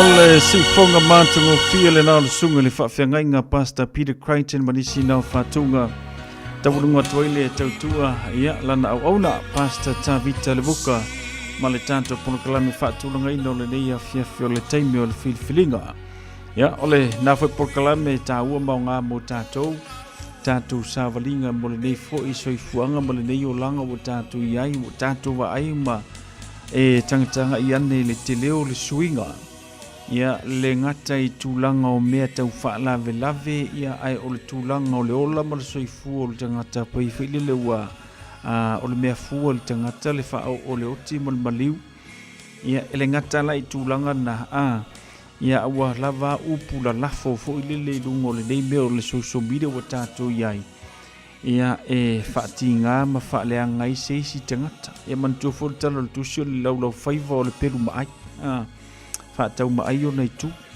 ia o le laulau whaiva fo i o le tūlanga fo i le te tau o na kantoina le tangata ina ia mawhai ia o na maua e tātou ia mea lele iuma ia le gata fo i lea o le upu e whapenao na e lafo ia mautino se upe o lai sianga al mele o ye kako o nga o upu le oki mo le upu o le kau whaaleanga le mele o ye tātou le teimile nei ia o le ua whatoa mai atu le upu o le tua ia a vea lea ma a sulu i o tātou vai malama i o tātou wala o se whatu fo i e pa u i le ele le lei ia tupu fua mola au ngā mo tātou whafteila na auauna ia mo le tātou por kalame mai si o le upu fola le tua i le nei fwoi vanga le fiafi o fai fwoi lea ma whamali si au mo tātou ia o tātou wanga atu mo le o ngā tutondo le nei tūsanga whaftei fwoi mai nei woma nei paanga a ua mai le tātou por kalame le nei fwoi vanga le fiafi lunga ia o le Facebook page le ngata fwolo le tātou YouTube channel ma le tūlanga pe o nei le tātou tautua seisio no whapaponga i le aso lulu al vei aso asa upe a tātou aulia se ola mase malosi mai le atua ia anga leifo i le atua i le tue tali watu ala na au auna i maota malawa pui ma la vea i o ia i lungo awala ia tau nuu maua le maftanga ma le ainga fo i matau maulu vi inga i laua fio tātou por kalamele na nevanga la fiafi firai tātou i le aso fraile i le alofa malanga le lei o le tua sau si whanua seu fa soifo ia